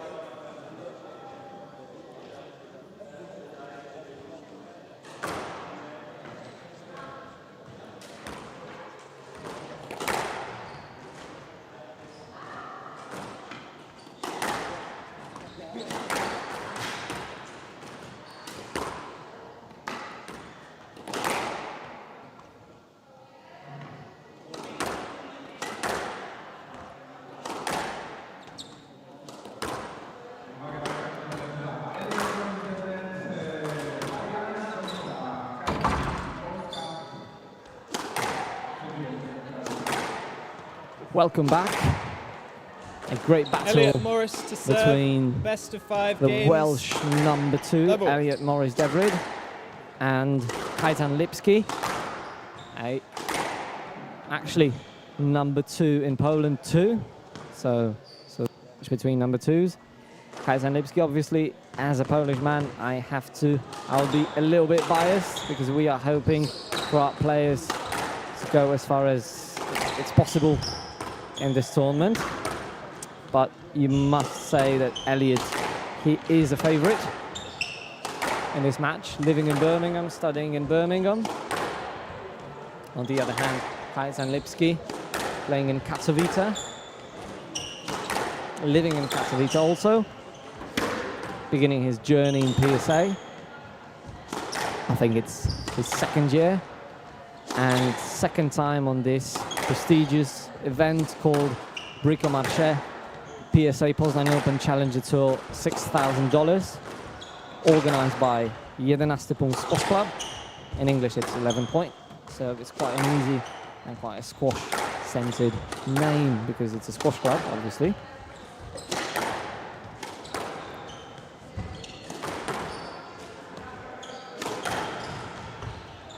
So far, so good from the Polish player. Pretty long rally, trying to hold on while being exposed to some pressure from the more experienced player. At the same time, also trying to bite and attack. One love. But this time, Elliot Morris Devred with this post. Surprised young Kajetan Lipski.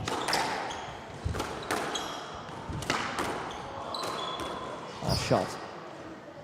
2 love. Elliot is not the only Welsh player in here. We also have Rhys Evans,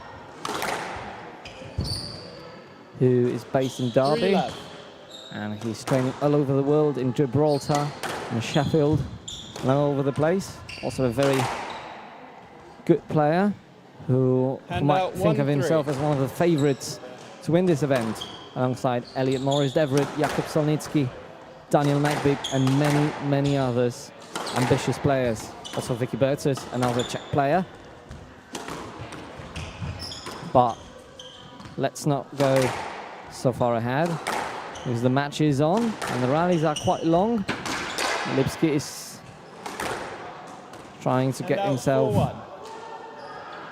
to win this match, but so far the beginning is not too well when you look when you look at the score sheet. 5-1. But the game looks quite equal.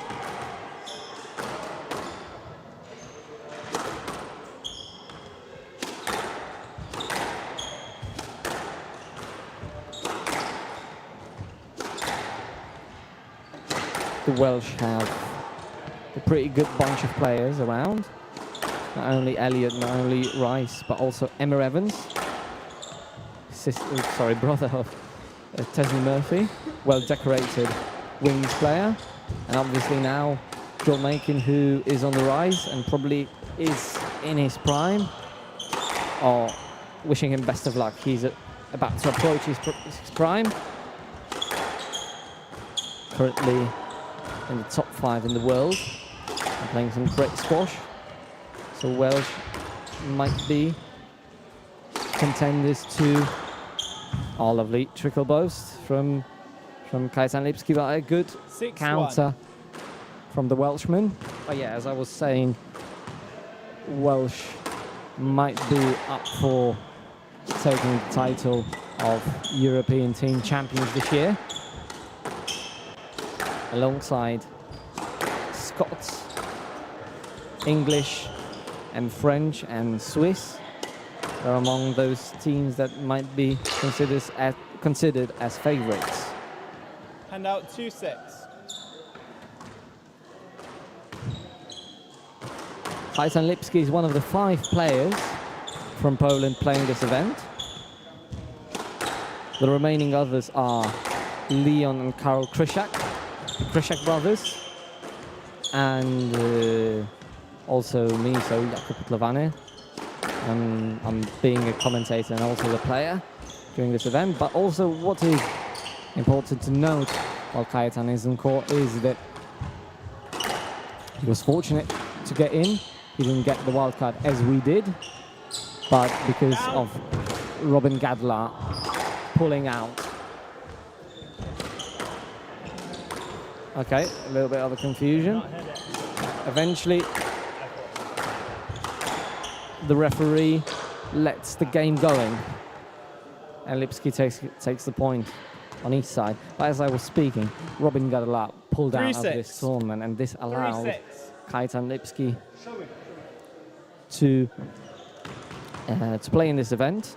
I think it shows great character from Kajetan because despite not knowing if he's going to play or not, he came to the town on Tuesday morning hoping to play, and the fact that he was here available to play made him the favorite to be considered to replace Gadla in the draw, and he did. And now he's using his chance as best as he can to get through to the next round, but the pressure from And out 7-3. the experienced Welshman is pretty high.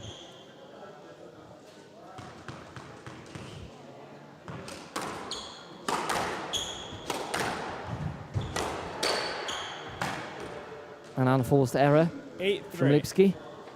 If he wants to remain in this match, he needs to play them as little as he can.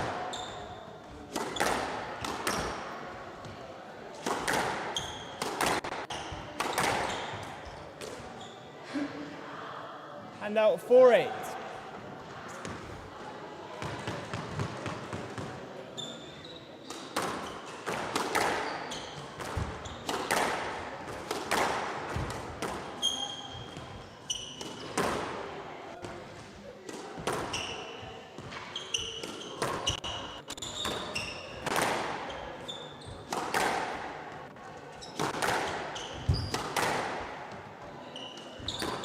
Oh, lovely shot. And again, wow, this is great. It's great And work out from 9-4. the Welshman. 9-4. And he's close to taking this first game on his side. Now Lipski's attempt to do the cross-court nick didn't go as well as he wanted. Oh, I thought it was a good pickup, but 10-4 game ball. fair play from the Polish man. And 10-4, 6 game balls. Let's take this first game.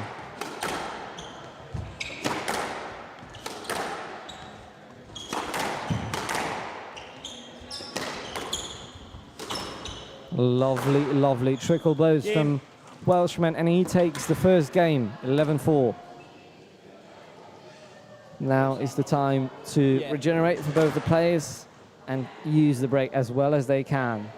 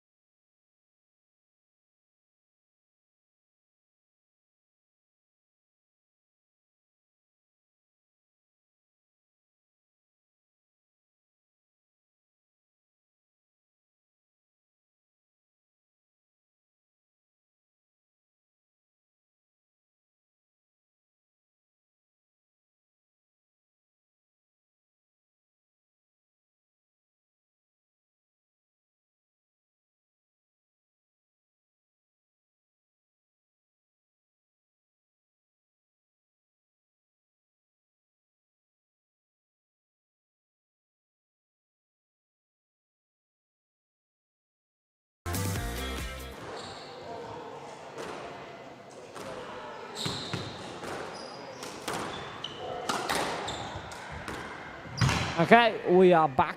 One love. And unfortunately for Lipski's fans, who are many in this country, this rally was quite short. Oh, come on. 2 love. Come on. We spoke. Less mistakes and more composure. It's the key. Fortunately, this wasn't the case during the first 2 rallies, but this rally seems positive. If you're a Lipski fan, Lipski head, Lipski ultra, whatever you call yourself, lovely play from Lipski. Hand out 1-2. Saying Lipski quite often, but there was a reason, because it was lovely play from the Pole. From the Silesian, originating from Bielsko-Biała, living in Katowice, training in Katowice. Who's trying his best against decorated Welshman, top 150 player, member of the Welsh national team, and And a now player 3-1. whose deep drives are going quite well in this match, and they pose some problem to Lipski. Oh, lovely boast, lovely pickup. And this one wasn't picked up 4-1.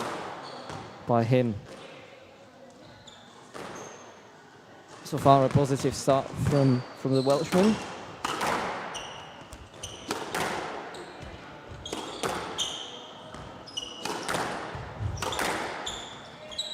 He means business. I mean, I think that what is in his mind, that he wants to win this match with as little fatigue as possibly can.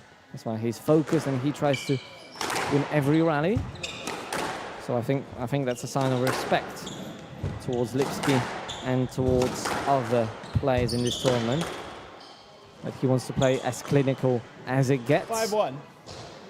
And so far, his game is quite clinical.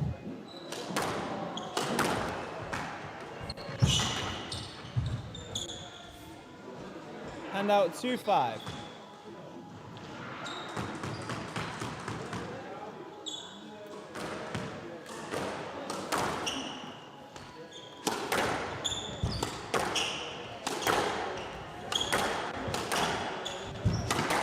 I think one of the reasons why Devred is posing a lot of pressure is that he's volleying a lot, but now 3-5. didn't read intentions of Lipski well enough. Another point for Lipski.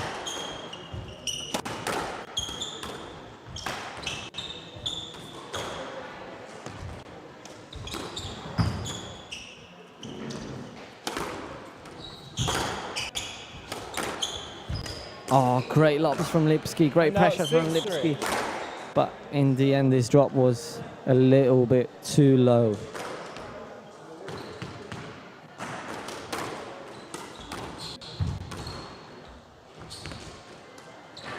Oh, the lobbing battle is on. Both players are playing ridiculously high quality lobs. Oh, well read by Lipski. Pressure is on. Pressure released. Release from pressure. Welshman. Again. Lovely lobs from both of the players.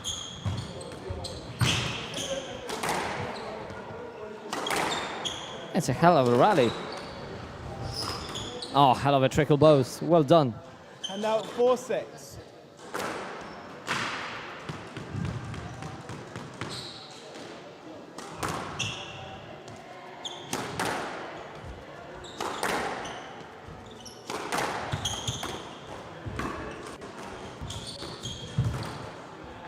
Oh, again, I think that he's looking for a winner from a lob.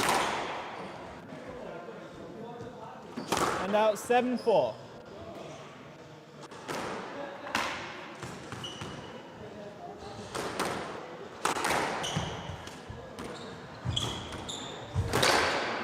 This time well read by Devred, And out 5-7. but the counter from him wasn't accurate enough. 5-7. Much more positive from Lipski. The ball fell out of the court, so we have a little break in play.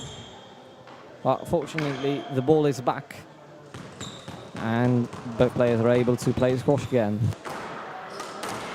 Because to play squash, you need a ball. And 2 rackets and a squash court. Oh, lovely boast. I think all of us went the wrong way. Great taxi from the Welshman.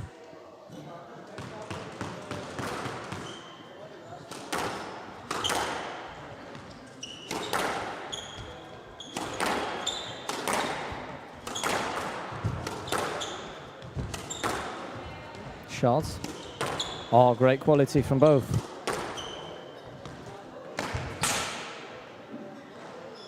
Hand out 6-8. And this wasn't good enough. I think it surprised all of us, but the quality has to be there. Not only the surprise.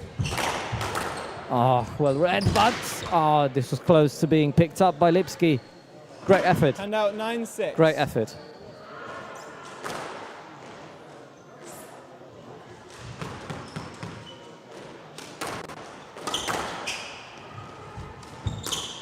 And again, those drops from the back are Hand out not working 7-9. for the Welshman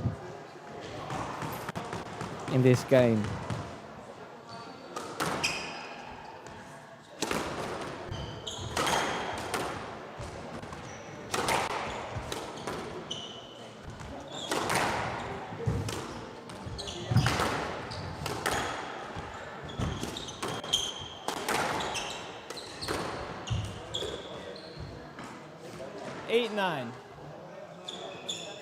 It's a very different game than the previous one. I think that Kajetan is playing much better. Also a couple of errors coming from Devred, which is a good sign. Lipski, lovely drive, and it's equal. It's 9-0. Well done. What a shot.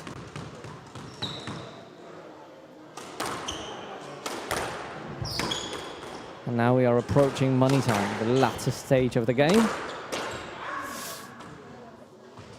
Dariusz Filipowski was disappointed with this shot. He was hoping it would get in. And he shouted quite loud. Oh, well read by Welshman. And he converts the second game. And it's 2-love for Elliot Morris Devred.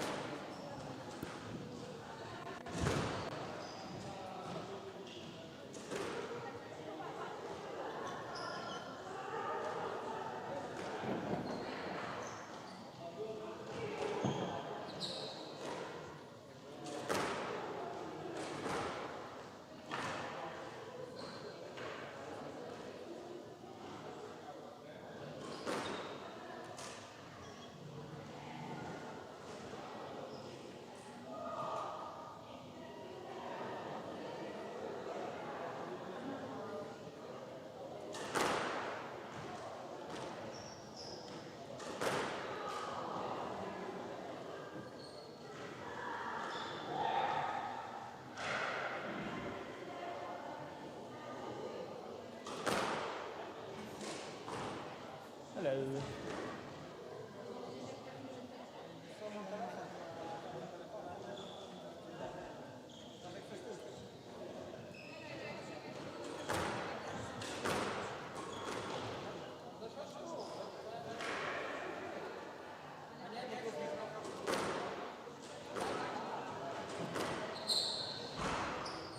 Forty seconds.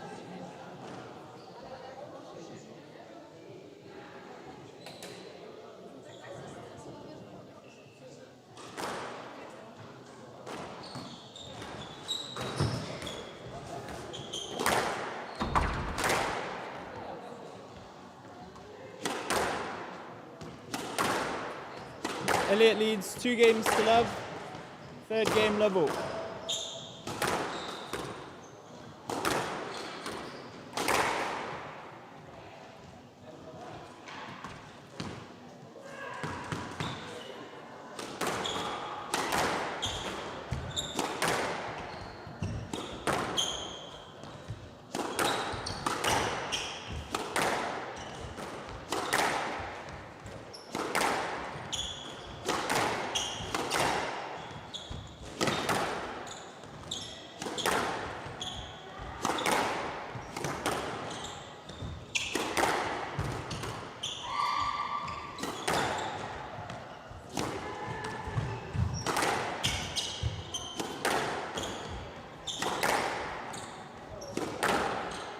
Elliot Morris Devred leading 2-love And out 1-love. in games.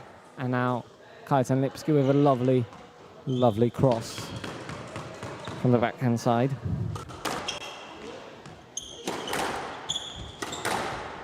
Kajetan Lipski, his highest world ranking is around 250.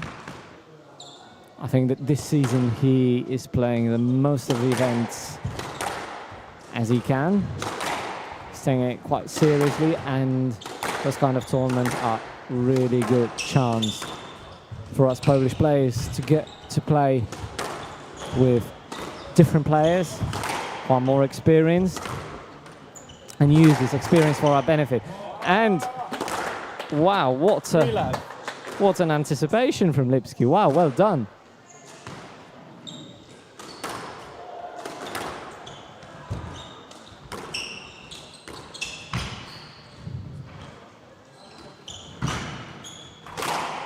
Oh, lovely cross. It was so short. And out 1-3.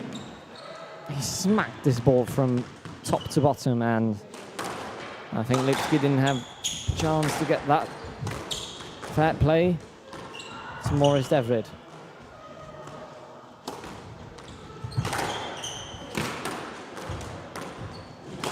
Oh, but this is positive from Lipski, but 2-3. tried to guess again. Tried to make the crowd go wild with another great guess, but eventually this time it didn't work.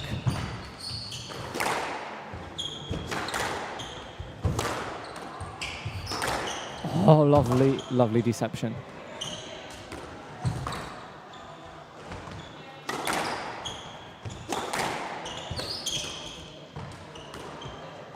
I think that both players are 3-all. very skillful and are trying to use deception on their benefit, because I think that one of the easiest ways to play squash is to try to play every ball as early as it's possible to post pressure in that way.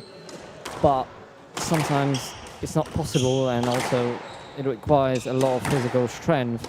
So what players tend to do also to put pressure is they try to delay their shots, make their opponent stop on the tee, and then by playing a shot to a direction that they are not ready to cover, make them do very quick movement from the velocity of 0, which requires a lot of physical strength. And I think that both players try to do it on a regular basis, and this is their way to post pressure, apart from trying to take the ball early and play fast-paced squash. Again, lovely hold. Oh.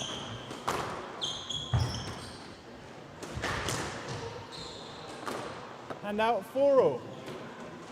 And a positive start from Lipski for all. It's a very good result after those last 8 rallies. His head is high, and he's trying to win this match, so it's a good sign. He's, after those 2 games, he can be fatigued physically. He doesn't seem to be. And out 5-4.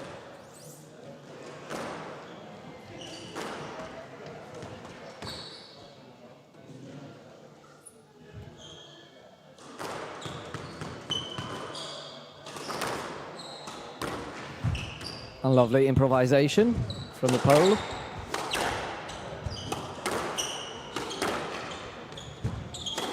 Shot. And yes, it was out. Fair play from Morris Devred. 5-all. I think we should give credit to the players who are trying to be honest and win in an honest way. 6-5. And Lipski is on the lead.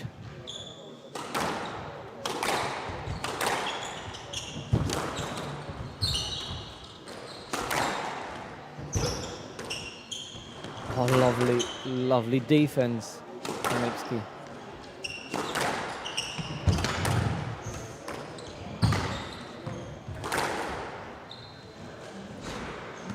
Hand out 6 all.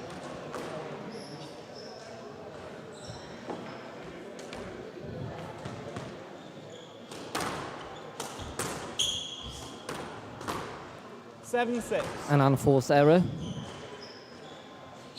And again, the Welshman is leading.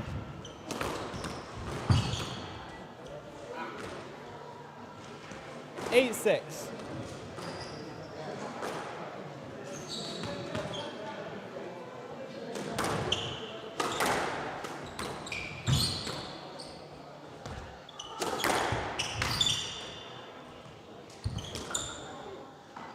And now it's 7, 8. And another error from the drop, as you can see. Elliot Devred is not yet comfortable with them drops. And those mistakes are a good sign for Lipski. But again, lovely cross from the backhand side. It died in the right back corner. And there was little chance for Lipski to retrieve this ball.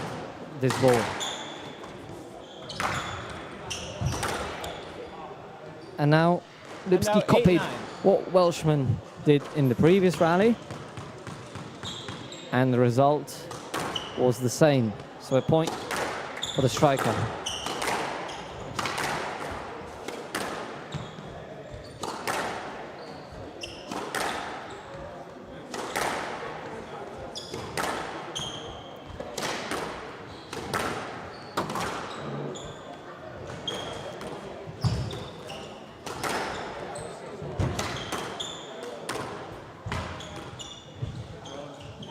Oh, now very, very good drop. There were a couple of drops in this rally from Elliot Devred, and in the end, probably the fourth one or the third one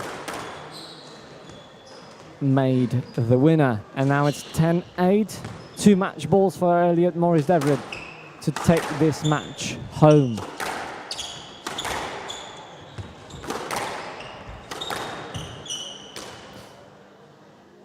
Another mistake, and only one match remaining. Fingers crossed that it goes into the tiebreak.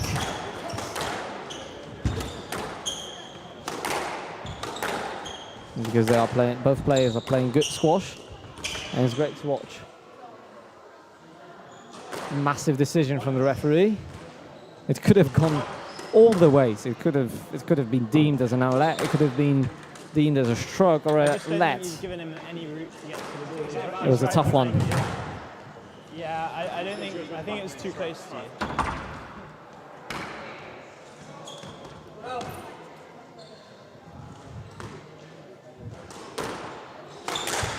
A mistake, and first game ball of the match for Lipski, 11-10. A fist bump.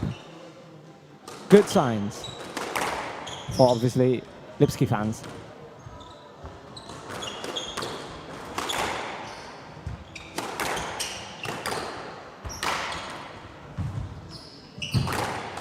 Oh, unlucky, but well read by Devred. And I think that the position after this counter drop from him was very good. I mean, he was mainly ready for the drive, but if Lipski played across, I think that he would still be able to get it. So, lovely positioning. And unfortunately, a tin from Lipski, and the match ends 3-love. Congratulations to both players, and especially to the winner. And I invite you for an interview with Elliot Devred.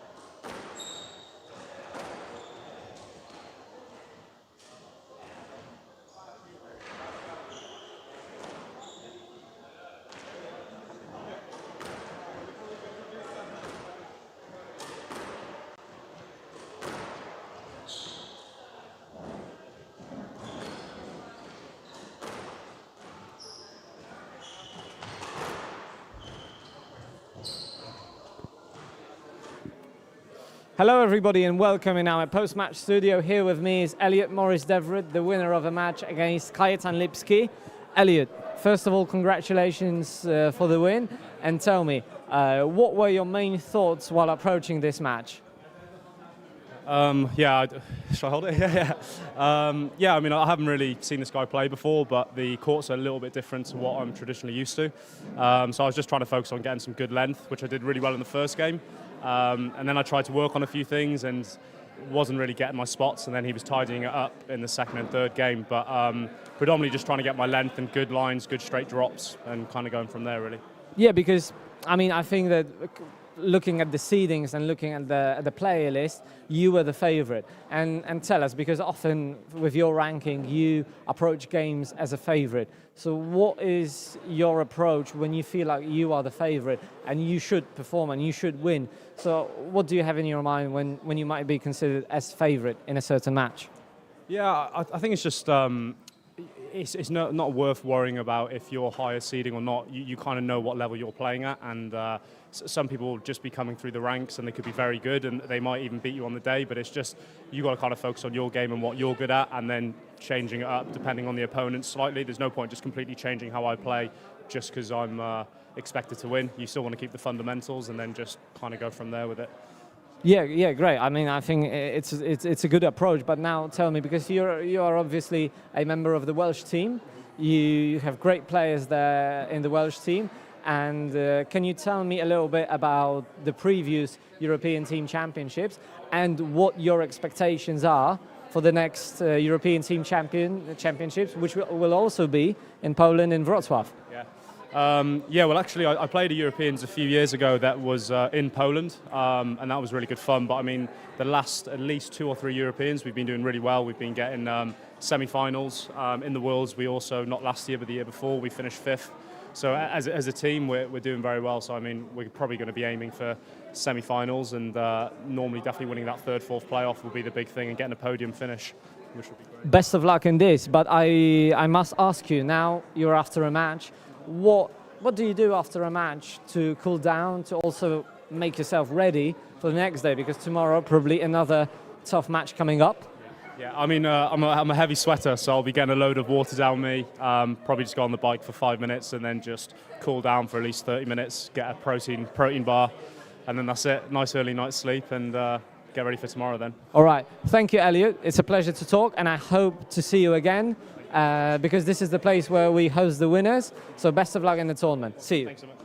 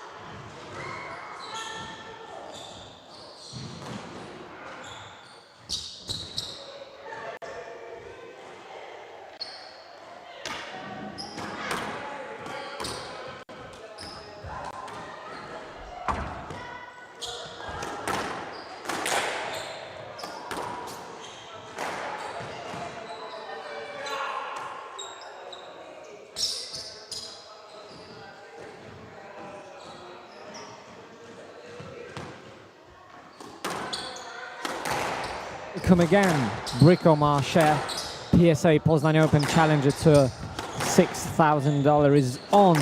Afternoon session is on, and a lovely match is on between Karol Krysiak, home favorite, Polish player, against a player from Hong Kong, Shing Fung Lam. Hong Kong came strong to this event. The 3 players from Hong Kong are in this event. And I think that we could name them as one of the favorites to win this tournament, but at the same time, they also have to go through all the matches planned during this event. And one of them is a match against Karol Krysiak, who is a Polish under-19 national champion. It was his second title this year, and he's one of the members of Polish national team. He played in the European Team Championships in 2024, and now he's placed 5th in the Polish ranking. And it's the beginning of his PSA career, and so far, so good. 2-love against a higher seeded player. Quite well. A good start. We'll see how it goes from here. As I was speaking about Hong Kong, there's 3 players from Hong Kong, plus they brought with them a coach, a decorated coach. His name is Max Lee, former top 12 player in the world, now retired, helping out other players to compete in the PSA.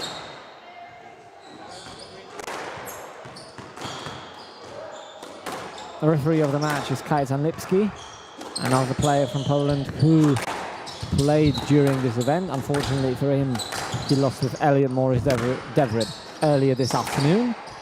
I hope that most of you have been watching and have been with us since the beginning and will remain till the end, because today we should be done around 7 or 8 p.m. but we will not be done for the week, because we will remain with you till probably late hours on Saturday, because the grand final is planned for Saturday, 9 p.m. Coming back to the match, positive start from Karol Krysiak. Great shots, great pickups. Shing Fung Lam also attacking quite well, but is not yet leading on the score sheet. Polish player is.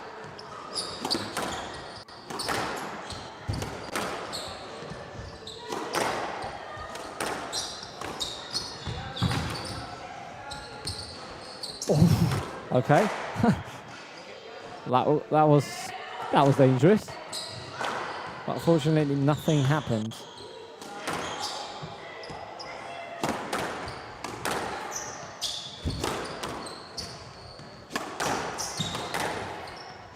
Karol Krysiak, he is coached by the Dutch legend Piero Schwertman, 8-time Dutch national champion.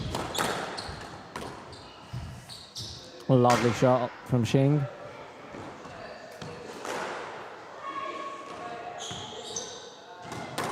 Fung Lam, for the first time in his game, on the lead. But yes, he's coached by Pietro. He's living in Warsaw and training in Play Kwadrat, a club in Łady, where other great players are training too. Fortunately now an unforced error. Should have gone to the back, waited for a better opportunity. But this great stage has to, oh lovely. But this great stage has to be intimidating for the players.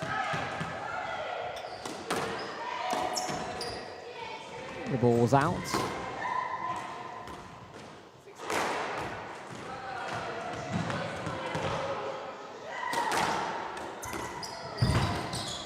Lovely pickup and a lovely return. Both players are showing quality, which is good to see. Oh, lovely play.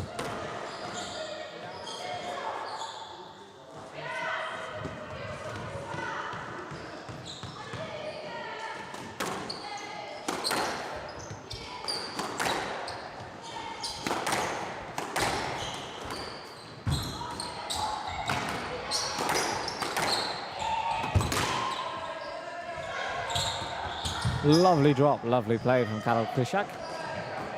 And he equalizes, and it's 7-all. We're approaching latter stages of the game, and we'll see what the players will show. I mean, I think that most important for both the players to get through the match, get through this game and win, is to cut some unforced errors. Because there was a fair amount of them so far.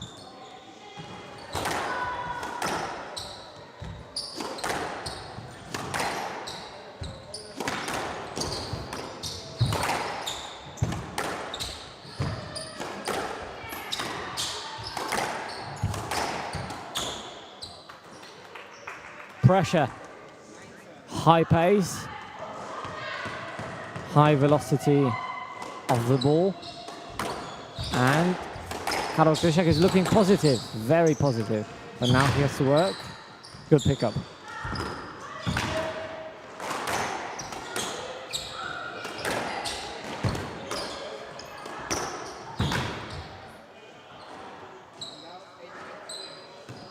I think both players represent different styles, because Karol Krysiak likes to play high-paced, strong squash, involving a lot of running, a lot of speed.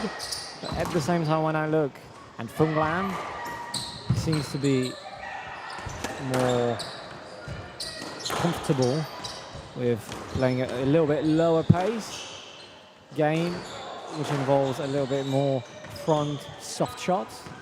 And this one was a very good example of a soft, effective front shot. As you see, when he's playing to the back, he's not really looking for strength in the hitting. He's more looking for quality, and he's aiming to get the ball dying in the back corners. For example, this one, very good one. And here an opening.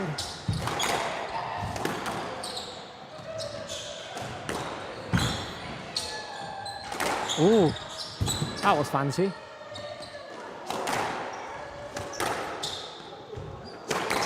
Oh, shots, well done. Well done, Karol. And very equal game, but Karol Krysiak seems very, very positive.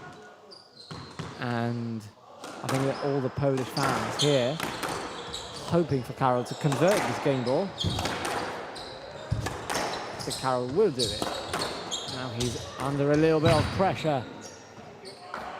And again, the drops are of very high quality of Fung. And an unforced error, it costs a lot when it's made and at such a stage of the game.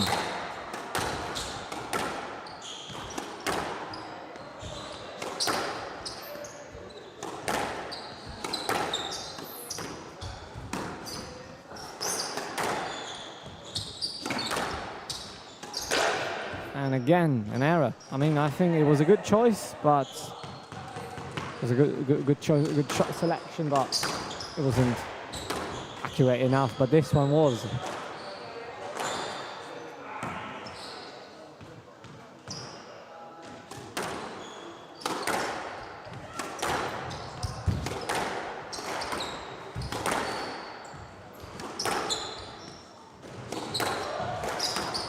Oh.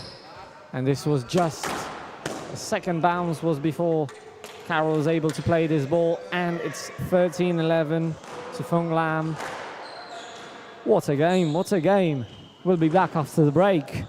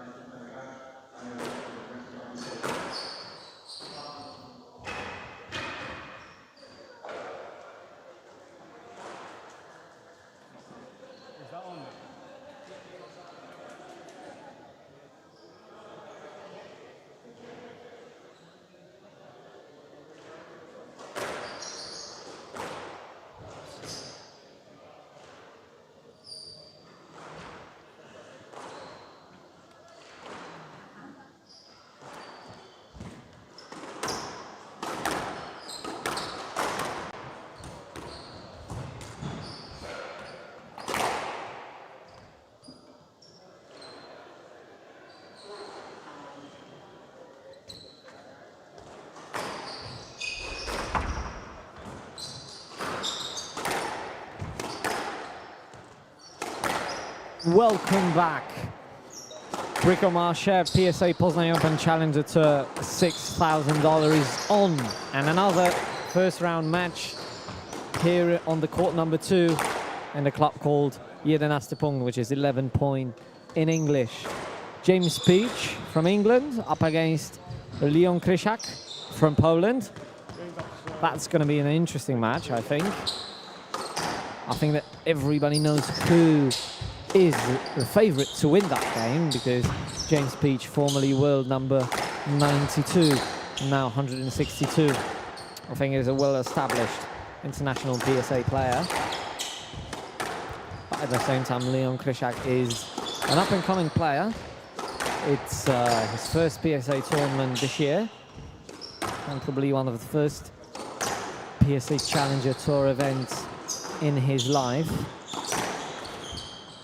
And I reckon it probably might be his first one.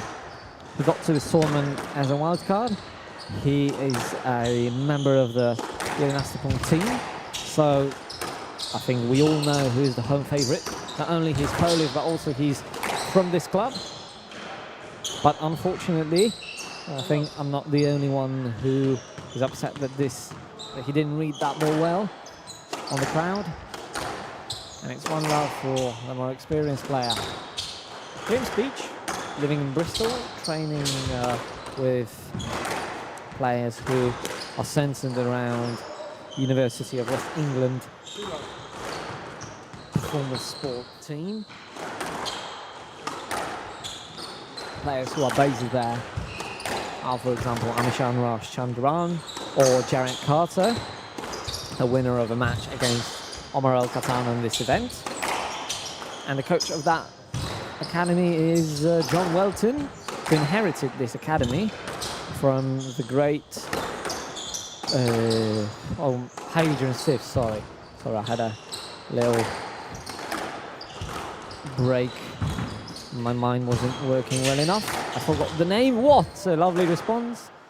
And unfortunately, the decision is against the Polish guy, whose guesswork was immaculate. Unfortunately, the quality of that response wasn't good enough.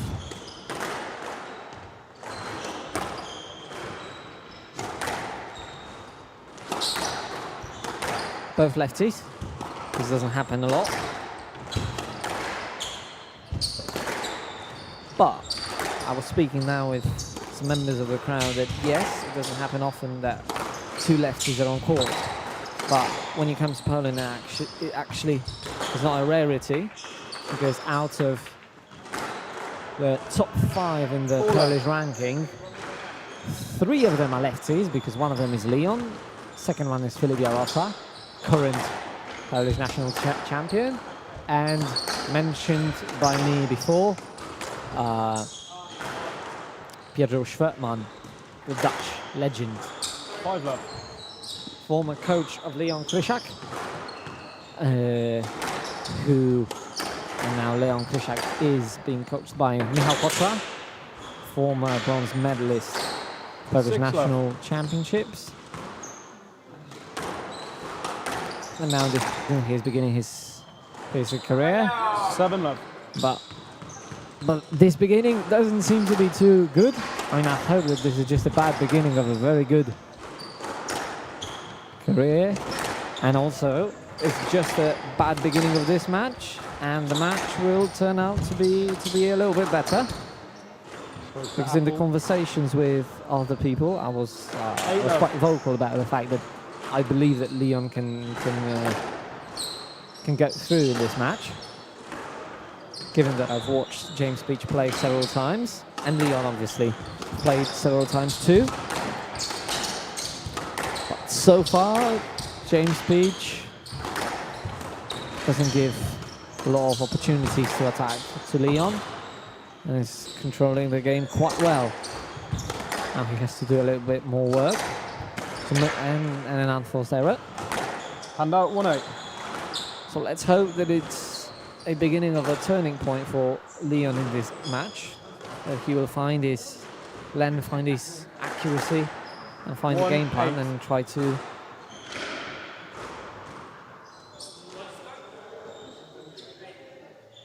and try to make his opponent suffer.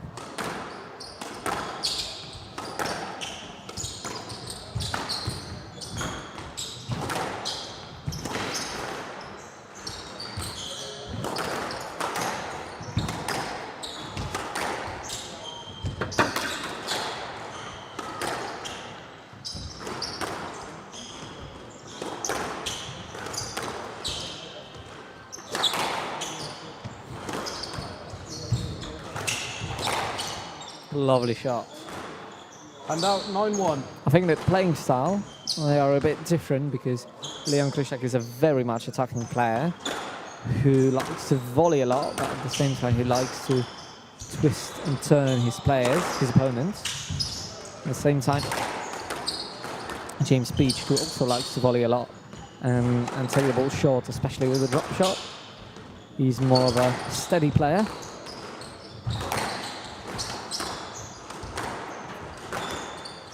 Oh, shot. And 9 game balls for the James 10-1. Beach to take the first game to his name.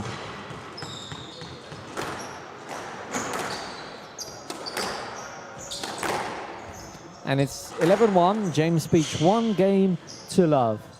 And now we are heading to the break.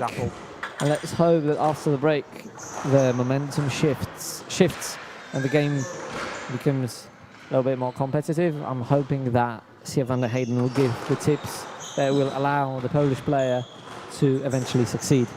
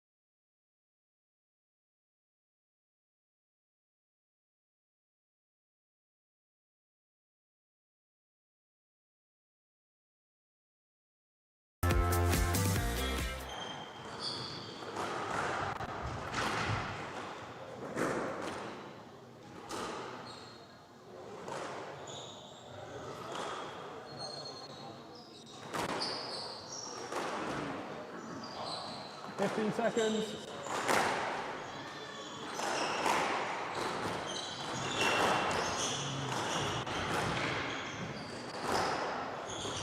Time. And caught, Mr. Apple.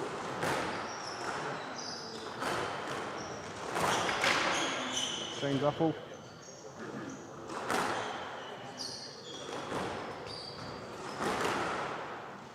Apple leads 2 games to love. Third game. Level.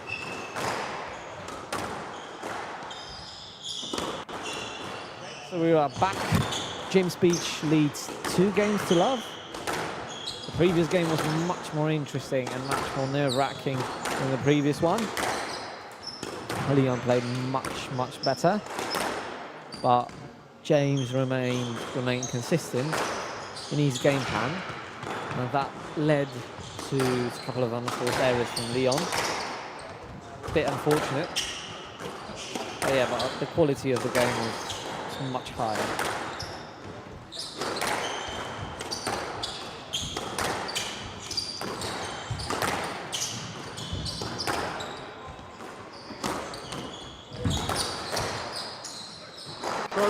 Hand out 1 love.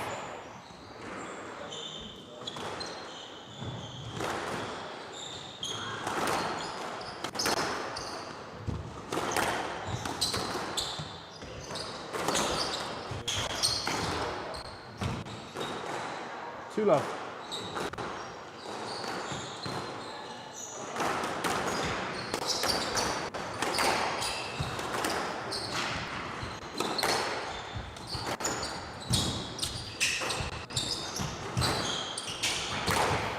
Oh, again what? Hand out 1-2. It was a good position for James Beach, but at the same time, I don't think there was need for guessing. It's probably the 3rd or 4th time where James wins a point like this, by being able to make Leon guess the wrong way. And now is the 5th time. Cool. Now the quality of this one is pretty good. So after a small lead, coming from errors from James Beach equalises quite a fine, short manner, and it didn't take him quite long to equalise.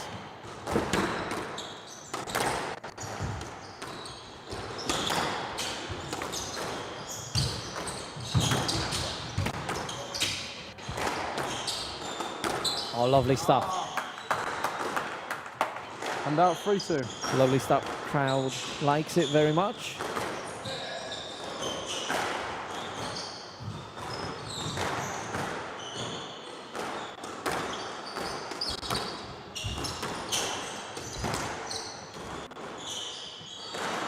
And now, as quickly as James Beach equalised, now Leon goes into another 2-point lead, and now 3-4. seems like, again, points are coming quite quickly, both players.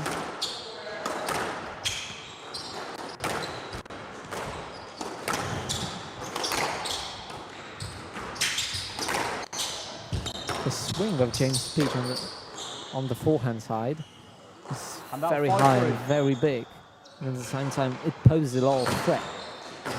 When you get a little bit accustomed with James's game, you know that from that high swing he's able to drop it very well, and at the same time he's able to smack across or a drive easily. So because of that preparation, it's easy for him to create pressure.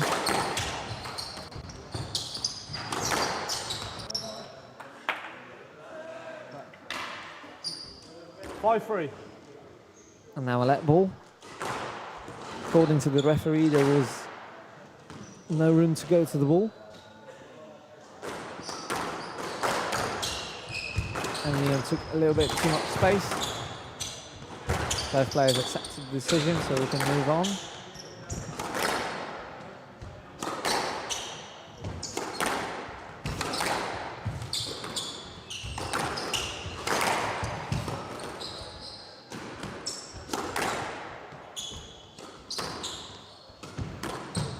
Lovely drop. It was risky, but it paid off.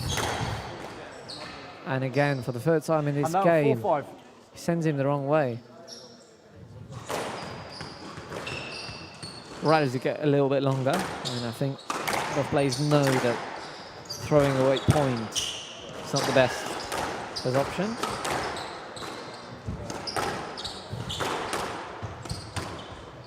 Also, we have to say that quality of the retrievals from both players are very, very good. Also, one of the things that makes the rallies longer, I think, is the fact that Leon is trying to play most of the balls with pace. So that means that it's a little bit more difficult for James Beach to drop it very, very short. So that makes his drops less effective.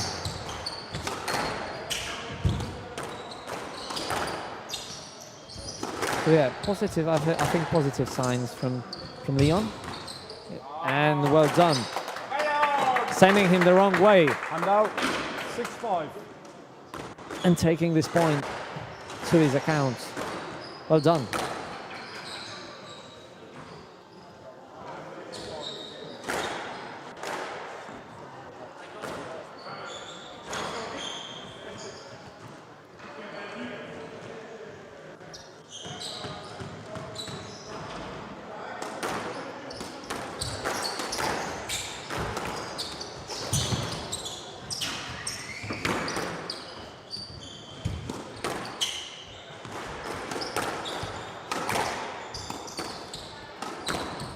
Nice, lovely again.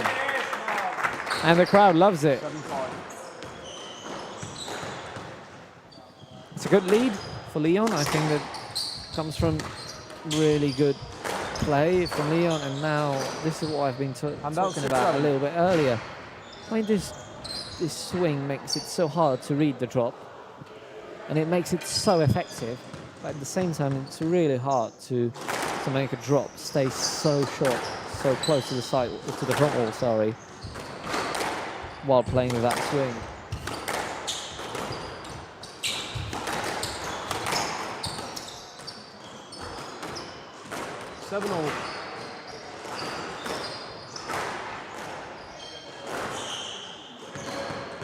So we're approaching the latter stage of the game.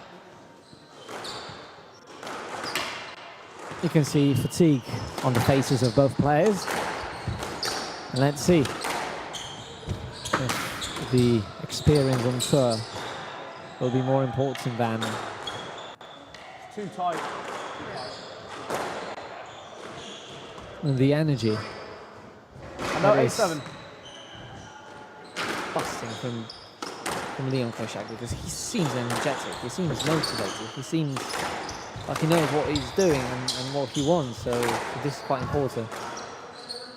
And now 8-all. At the same time, there is not much you can do with those shots when the cross is so accurate, so quick.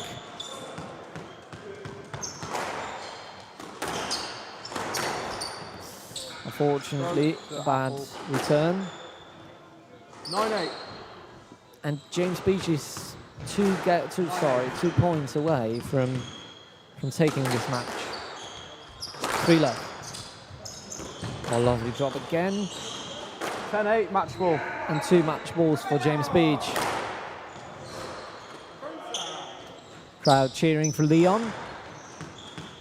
Good signs, hopefully they will help him get through, at least to the tiebreak, and then maybe into the 4th game. I think that what we want is to watch good squash and watch emotional and entertaining squash. And I think those guys are giving it to us. So let them entertain us for longer, shall we? Oh, lovely shot. And James Beach takes the match 3 love. And now I invite you for an interview with the winner. And I invite you to congratulate both players, because that was a really good performance from both of the players. Cheers. Played apple.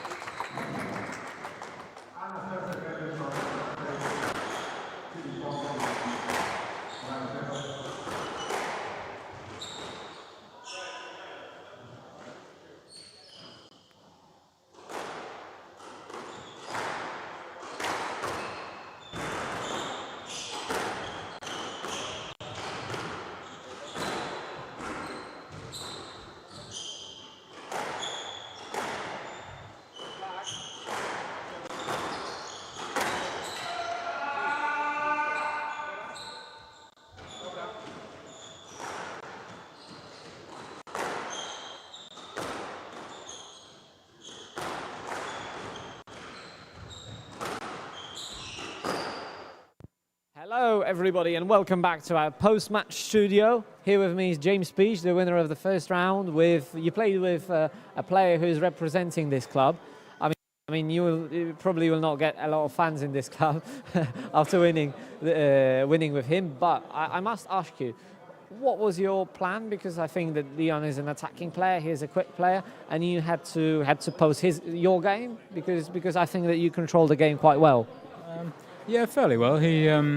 He's a lefty like me, so you got to adjust a little bit with that. I didn't quite expect him to be left-handed. There's not many left-handers on tour really, so yeah, it was just a bit different really. Just sort of playing down the backhand quite a lot, which is not always what you do against right-handers. So just trying to get it, as you say, he's quite an attacking player, so you got to get the ball behind the service box, get it deep into the court, and just trying to keep him off the volley as well because he's quite tall. So he was quite good at sort of in the air. So chopping and changing the pace really was quite useful. But yeah, just trying to contain what he could do really.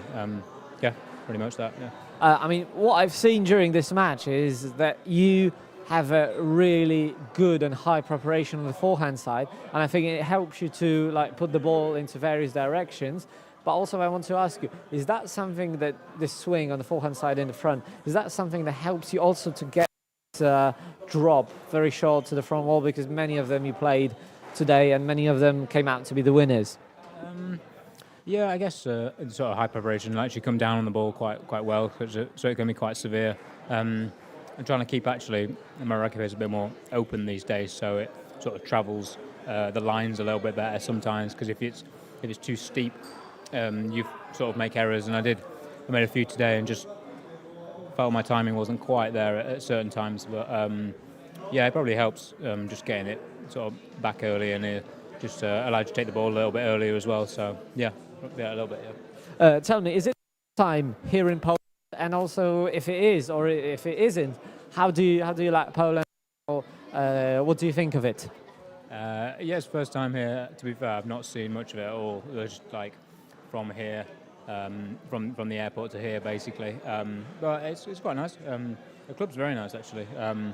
Yeah, it's quite a quiet area, which is quite nice, really. But yeah, I'm hoping to go into Poznan and see a little bit of the city, because it's a little bit quieter out here. So, but I'm hoping for this to happen for you too, and congratulations on the win. And I just want to say that I hope to see you again here, because this is the place where we host the winners. And good luck at the latter stages of the tournament. Thank you.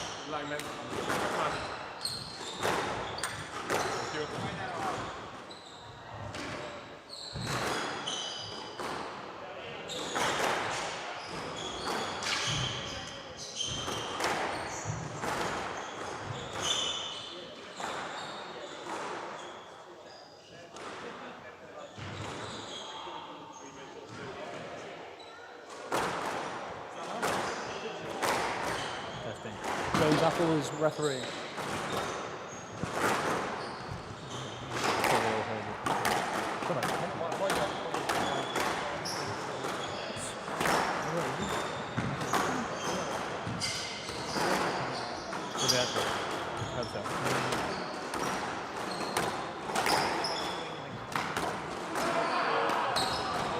You have him off, right?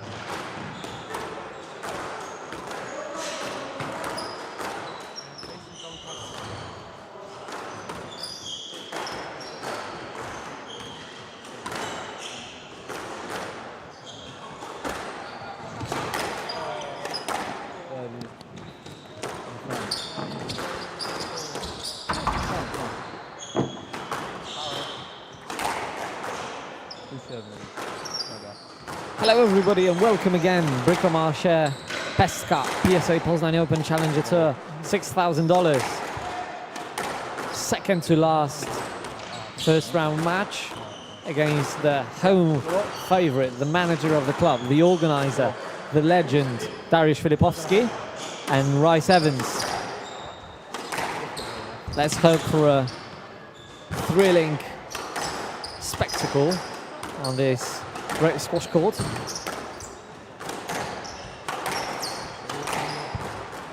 Hard hitting from both players. I think something what we like to see. Fast-paced game, aggressive.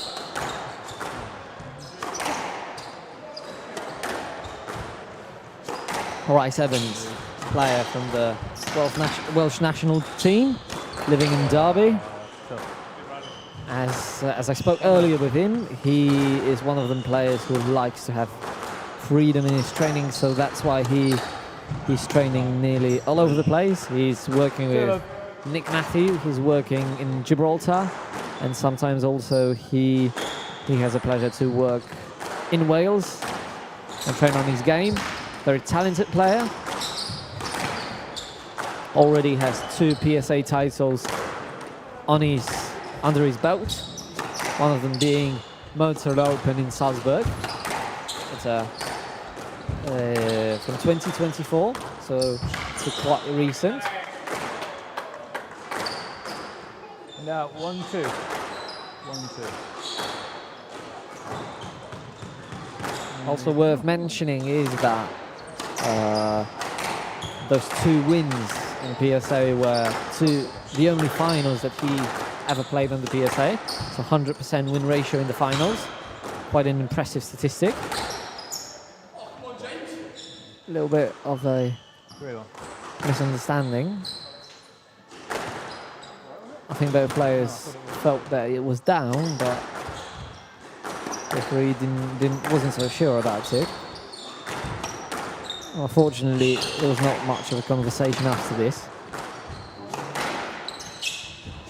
Worth noting, Rhys Evans, it's a common misconception that he comes from the same family as now Tesney Murphy, formerly Evans, and Emma Evans. No, it's just a coincidence that the surname is the same, but the bloodline is different.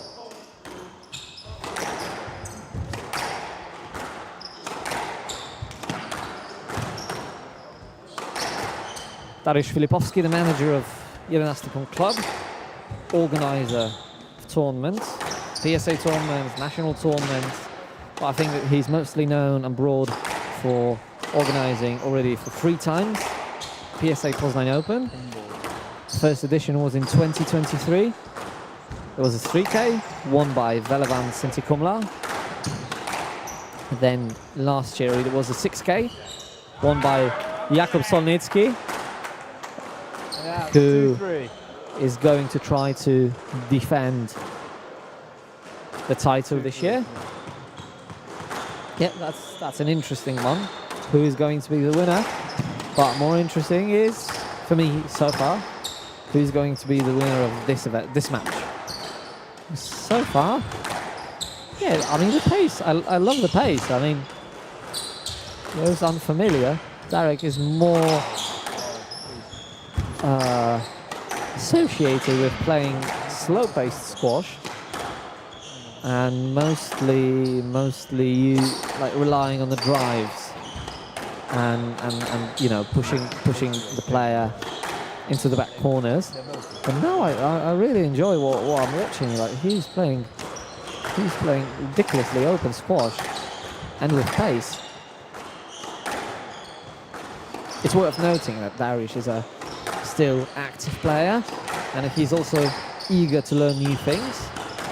He and his Gymnastipum team are often visiting other countries to train. For example, they visited Barcelona Global Squash or Borja Golem Academy this year. 4-2. He played several events in the PSA abroad. So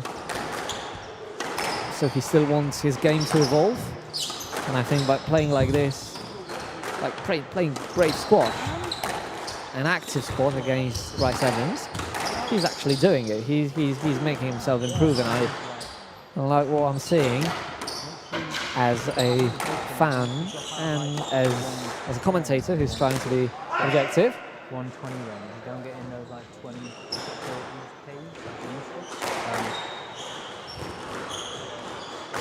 so then you're like losses, but like the first round of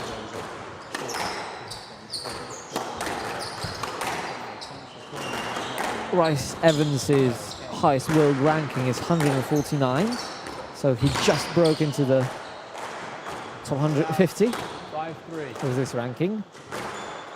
But I think that this is not the highest world ranking of his career. He's improving. He's working all around the world, all around the country, trying to improve. I think that, as I spoke earlier with Elliot, now this generation of Welsh players is quite good. I think that obviously the best example, the most popular example, is Joel Makin, who was in the top 5. Who's in the top 5 of the world ranking. But apart from that, you've got a lot of good players around that 100 ranking spot. So it's quite a competitive, probably, environment. It's not easy to get into the Welsh team. There are, apart from those who already made their debut in the Welsh team, there are some juniors coming up. I mean, he's not a junior now. I'm speaking of Ian Sharper, who some of the Polish fans might know from the tournament back in June, where he played in Poland and was one of the seeded players, and went on to, I think he was in the end 5th, but I'm not 100% sure, but I think that yes, he made it to the top 5 of that tournament, so an impressive run. He's also beginning his PSA career with success. So competitive environment creates great players, I think. Good example is Egypt.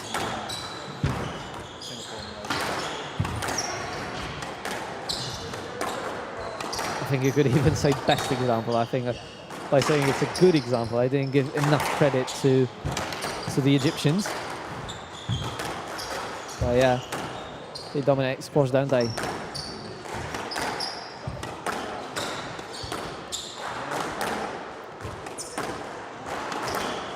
Lovely rallies.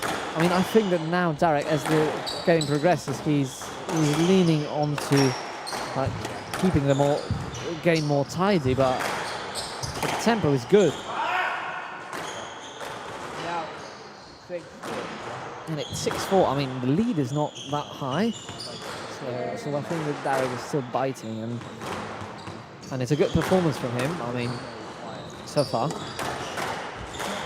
Obviously, he will be most happy if he wins it, but as we know, he's not the favourite to win this tournament, especially based on the rankings and on the seeding in this tournament.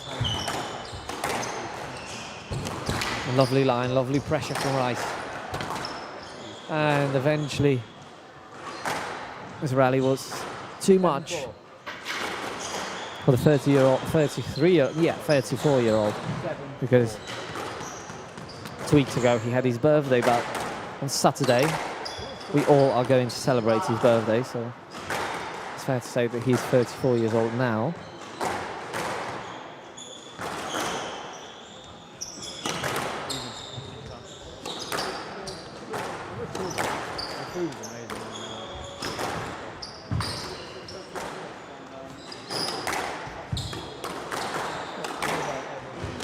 At the same time, I think that Rhys is also playing a good game because he's not giving away too much to Dariusz. Obviously, like for example, last shot, he is getting crazy, but he's not making mistakes. So if Dariusz wants to win a point, he needs to earn it.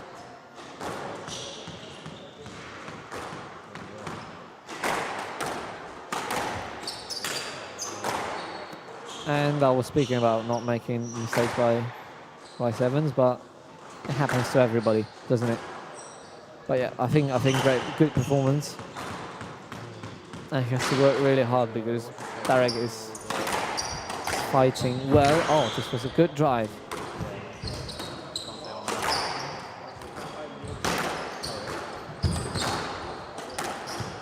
Plenty of volleys in this rally from Dariusz. Positive stuff. I think that he needs to find a little bit more quality on the drops to make his opponent suffer a little bit more. So it's 5 game balls for Rhys Evans, the young Welshman, to take the first game.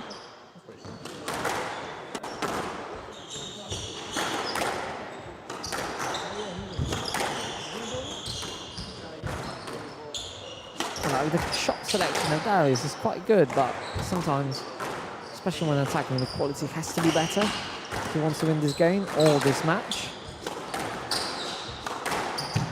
Lovely shot.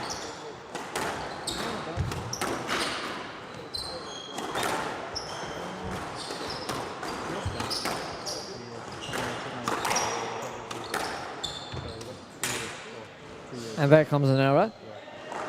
And this rally was tough for both players.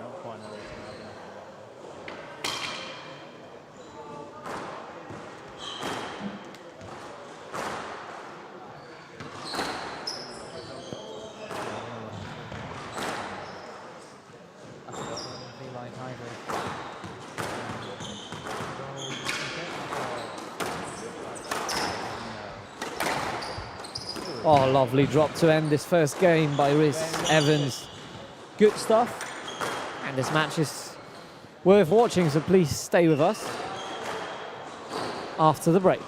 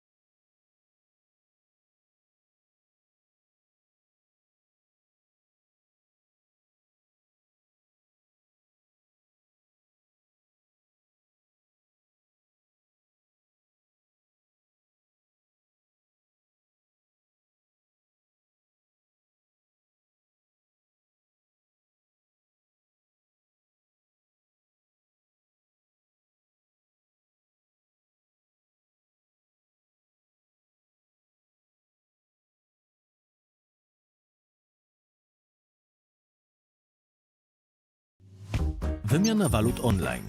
Tanio, bezpiecznie i wygodnie, bez wychodzenia z domu. Valutomat, największa platforma wymiany walut w Polsce.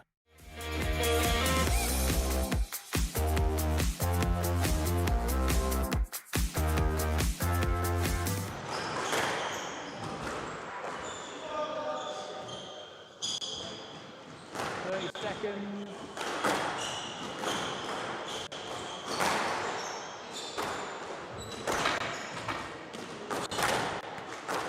15 seconds.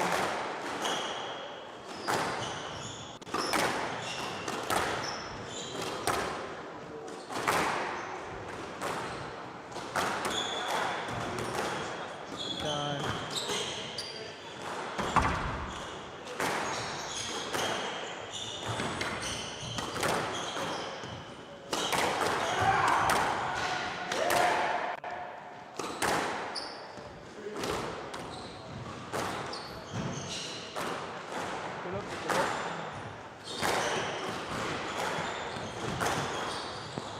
So we are back. Rhys Evans against Dariusz Filipowski, known in the Polish squash world as Turbo Diesel. That's his nickname. Known for playing long matches. During the A tournament in Wrocław, he spent the most minutes on the squash court, and the second one, Tomasz Matejski, had 100 less minutes on the squash court than Dariusz. So I hope that this is one of the matches of Dariusz where he makes this game long and tough for the opponent. So far, what I'm seeing is pretty good play from Dariusz, like hard-hitting, aggressive to the front, and volleying a lot. So I think I enjoy what I see, and I think that everyone who's cheering for Darek enjoy what they see. We must give respect to Rhys, who is fiercely attacking Dariusz, and he's making Dariusz work very, very hard. At the same time, also working hard because of sort of the pressure put by Dariusz. But those drops are amazing. I mean, he was under a little bit of pressure. He was very close to the glass, and then such a drop. Well done.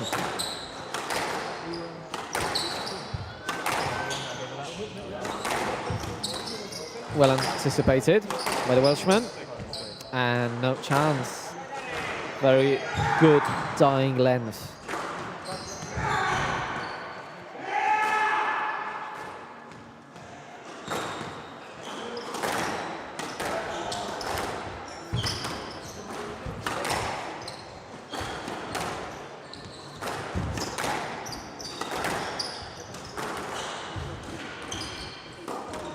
Tight drop. Some trouble for the Welshman. A lovely both.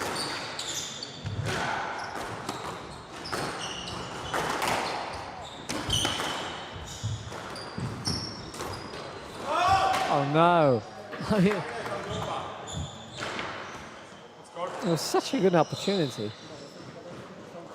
I mean, Rhys Evans made the right decision to play the counter drop, and he played it very, very early, but because he played it so early, he wasn't able to just put it in the right way, which gave an opening to Dariusz.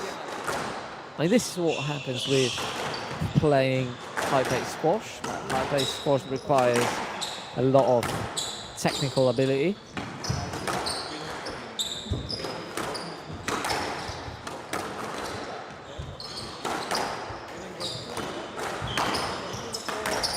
Wow. And this is ridiculous. I mean, this game is as good as it gets from Rhys Evans.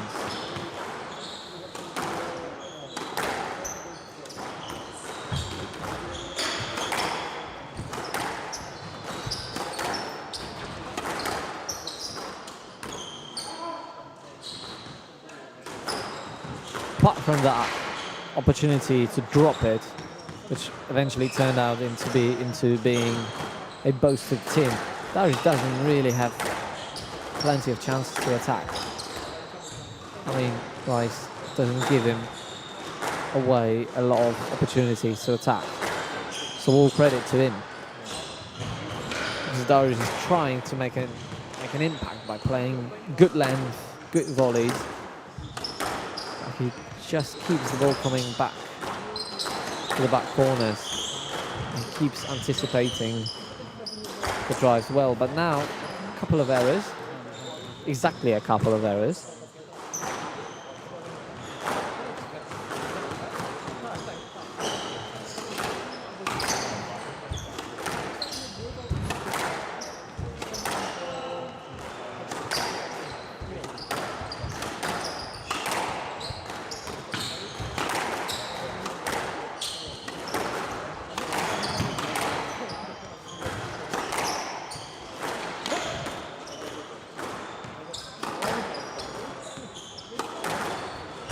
Rhys Evans looking angry at the referee for not calling this ball an out. I think on that one I'm with Rhys, not with the referee, but this is a lovely bow, so he proves that this point belongs to him.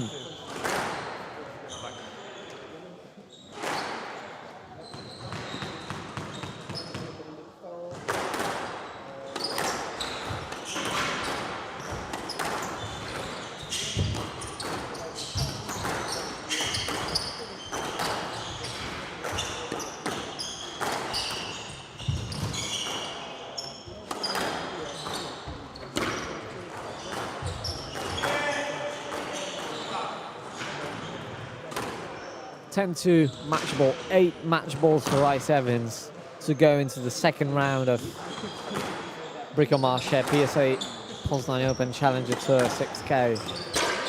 Oh, this was a good opportunity. And Derek was nowhere near that ball. But unfortunately for Derek, the game is still on.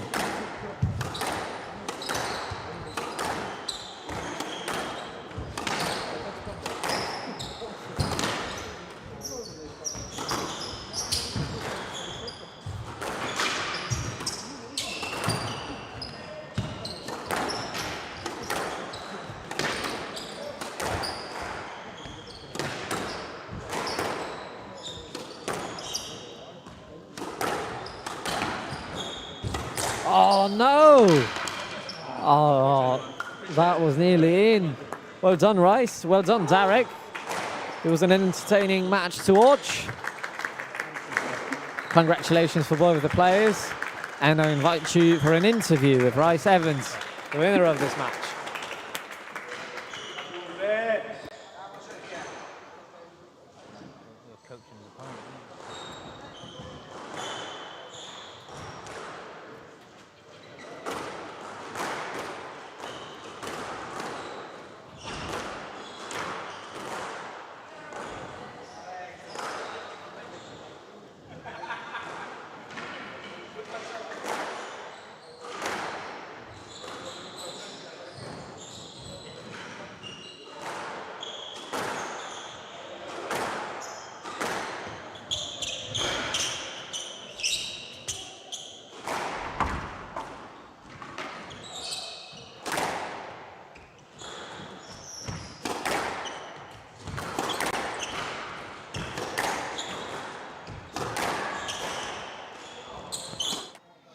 Hello everybody and welcome back to our post-match studio. It's the semi-last conversation of the evening.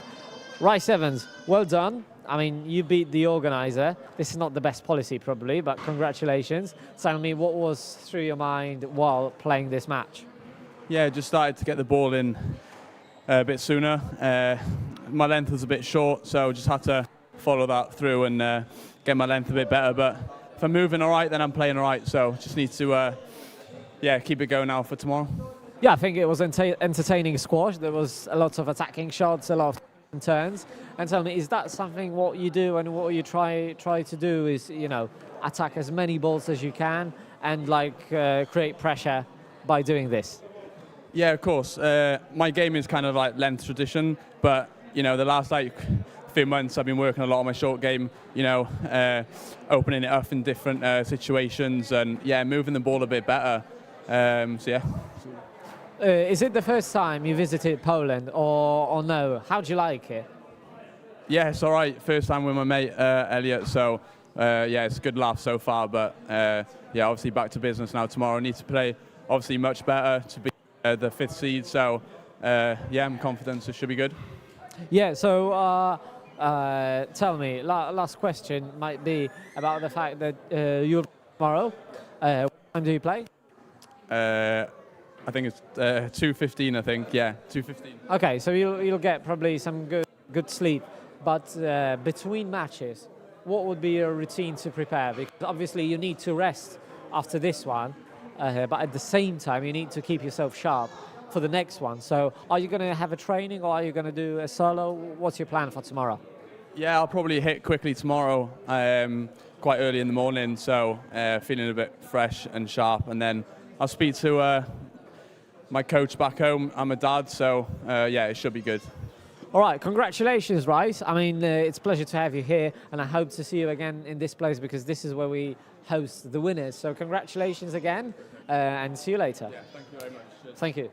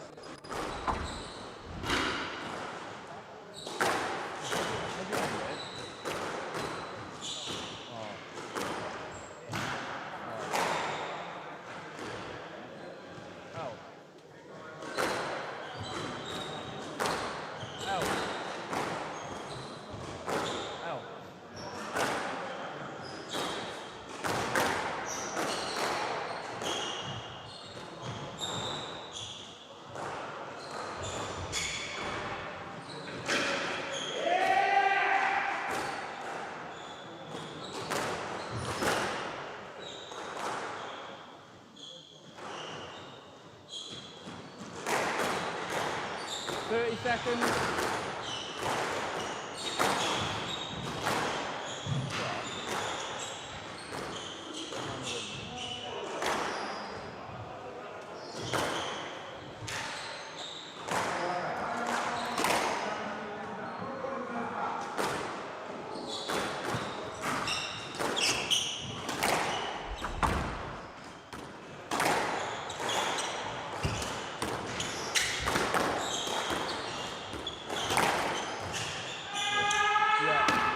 They can't hear me.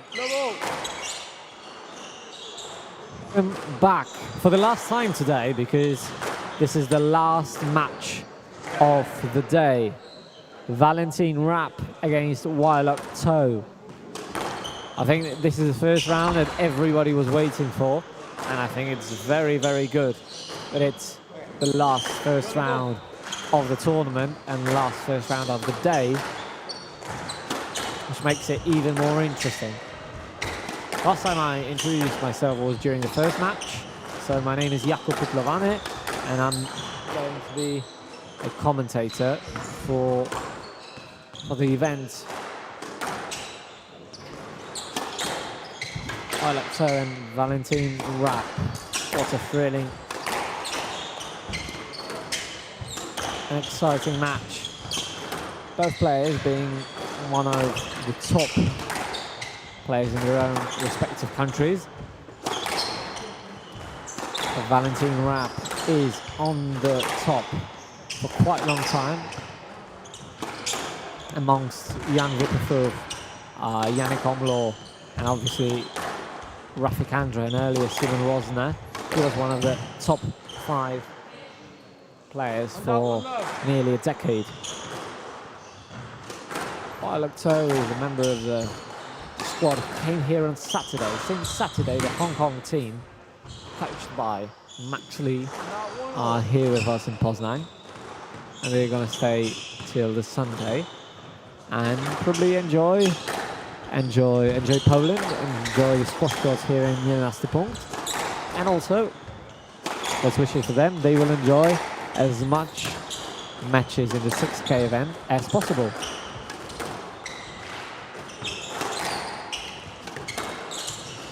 So far, positive play from Valentin Rapp. I think he's a little bit more in the middle than his opponent.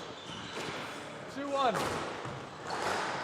And we'll see what will come out of this.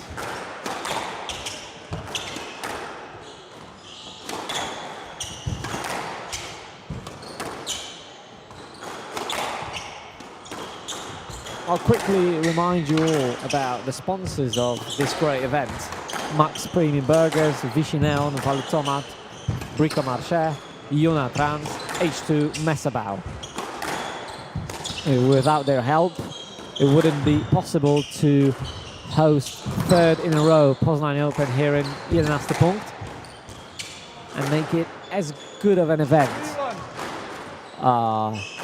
as we try to make it, because it's one of the few events where you get good, very good streaming and commentating, and also around the clock there is a lot of people working, a lot of people involved to make sure that all the players are being treated as well as they can, and also as well as they should, because I think that players being the main entertainers during those events should be treated as well as it possibly can be.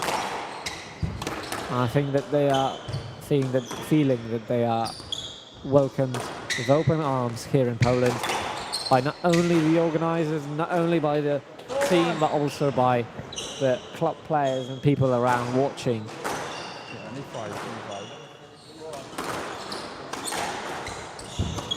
Positive start from the German living and training in Hamburg in a club called Sportwerk. It's also a big host of many events, because first of all, this weekend ended German Junior Open, which is being hosted by this club for at least a decade, I think. And also since this year, since last year, in Hamburg, there was a copper event called German Open, which is also one of the... It's good. Ball's good. No way, good. 100% good. One of the copper events here in Europe, and one of the few big events here in Central and Eastern Europe. 5-1. Now a little bit confusion about the pickup. According to the referee, it was good. According to Valentin Rapp, it was good also. No video referee involved, so we play on.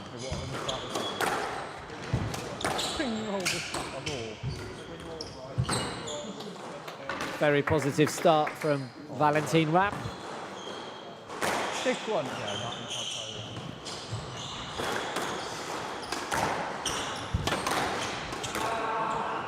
A lovely shot.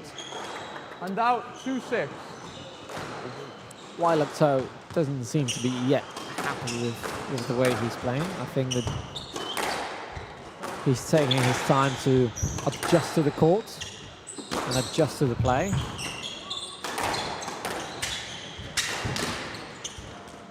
Valentin Rapp seems in it, but at the same time, he had to accept and respect the fact that this drive from the Hong Kong player was immaculate, of immaculate quality.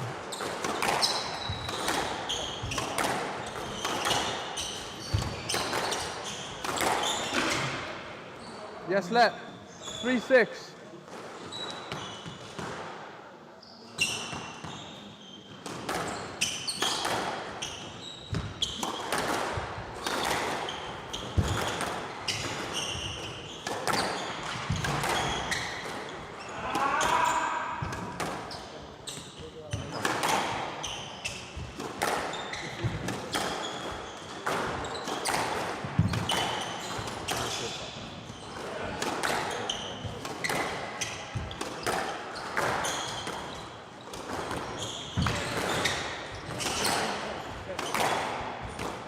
Oh, lovely boast. It was a great rally. I mean, both players were on it. 7-3. Were attacking and trying to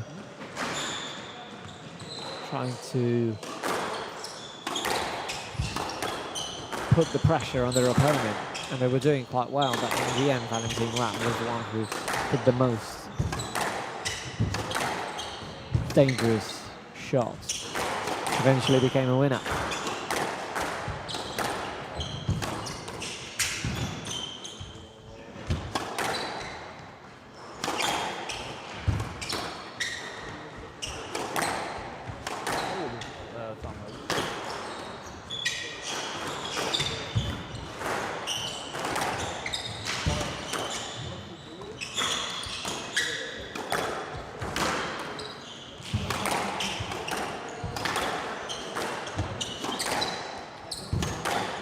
Massive rally. Oh no! And they hit the tin. I mean, I'm starting to see that Wai Lok To is getting more comfortable on court. He's putting a little bit more pressure. I think that he's finding the back corners. But now this mistake, I think it wasn't forced. He had some space to attack, and it was the right shot to play. But maybe he aimed a little bit too low.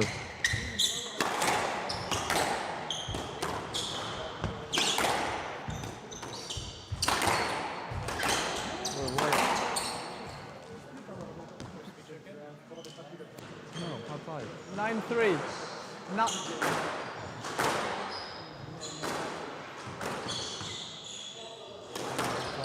Spring rolls to start. 2-4 spring rolls. High five.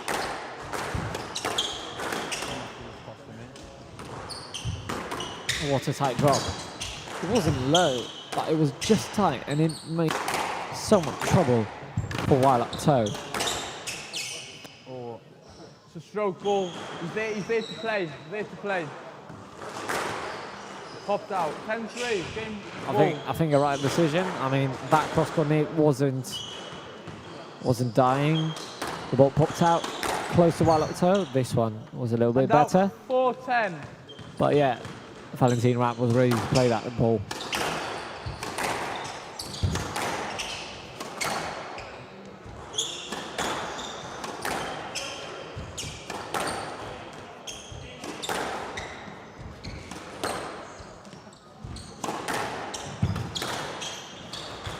Boys play left.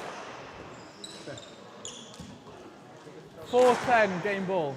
Fair play from both players, because you could argue that by the time that Wai Lok To got to this ball, it was already dead.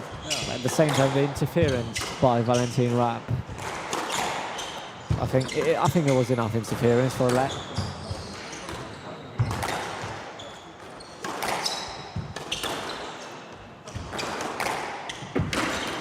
I think, oh, and it was down. It was very down, and it's 11 for Valentin Rapp, and he takes the first game home. I'm interested, what will be the response of the Hong Kong player, Wai Lok To?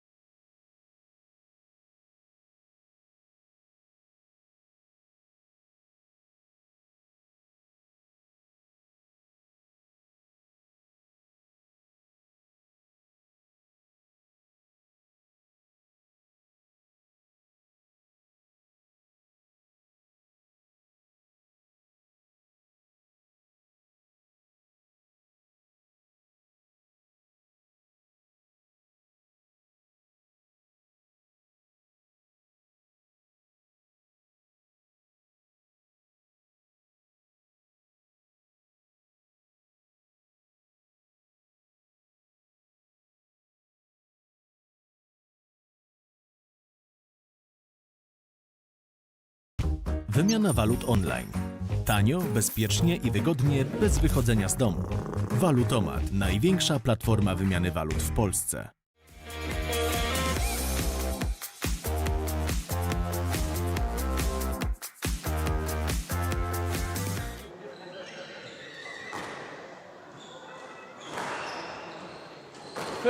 Seconds.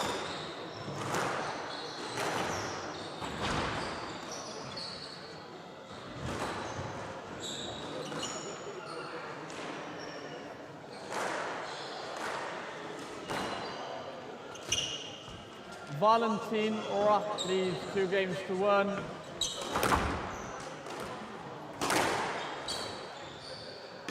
Level.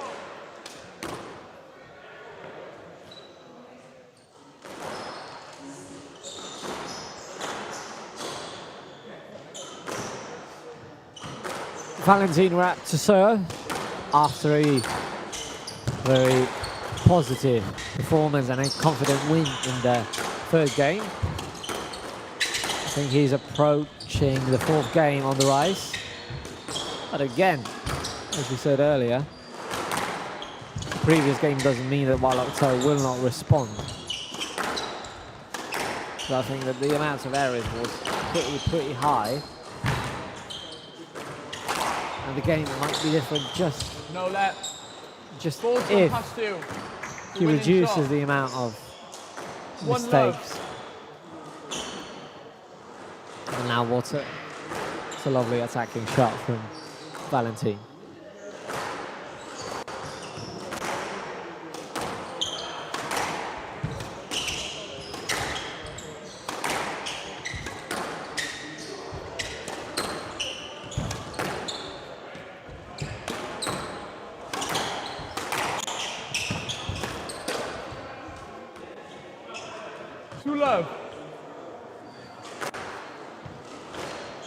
Using this time to also say that tomorrow you will be able to watch PSA squash since 12:50.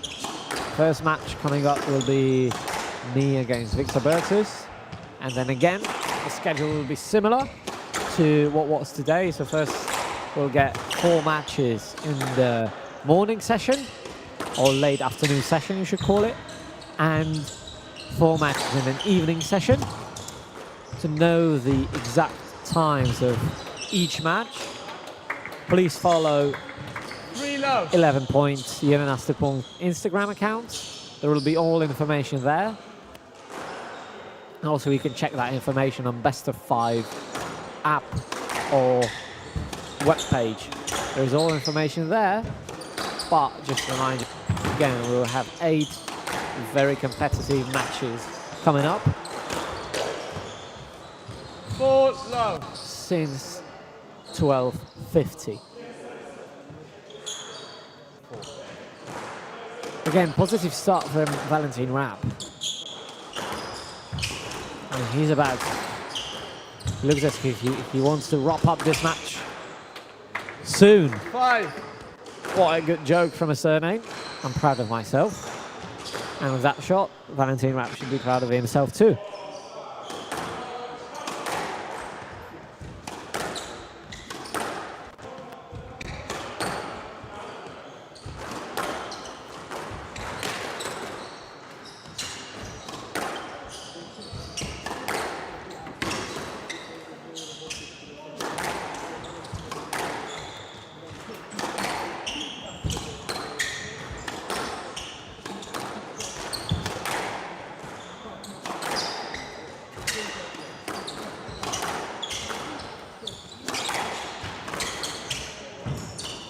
And the rallies are long and physical.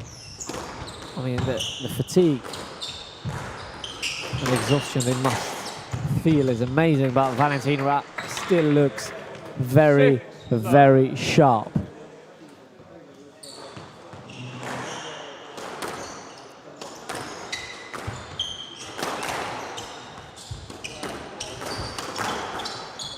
Go full.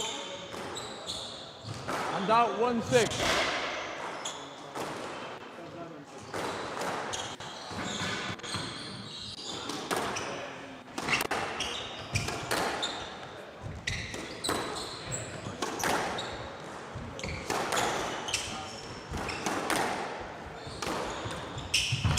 Lovely shot by Valentin Rapp. A miss hit About 7-1. from Wai Lok To. And it's 7-1. Valentin Rapp is just 4 points away from the second round of Bricomarche Pestka PSA Poznan Open Challenger Tour. $6,000 before I finished the name of this tournament. He's already 3 points away from winning this match. 9-1.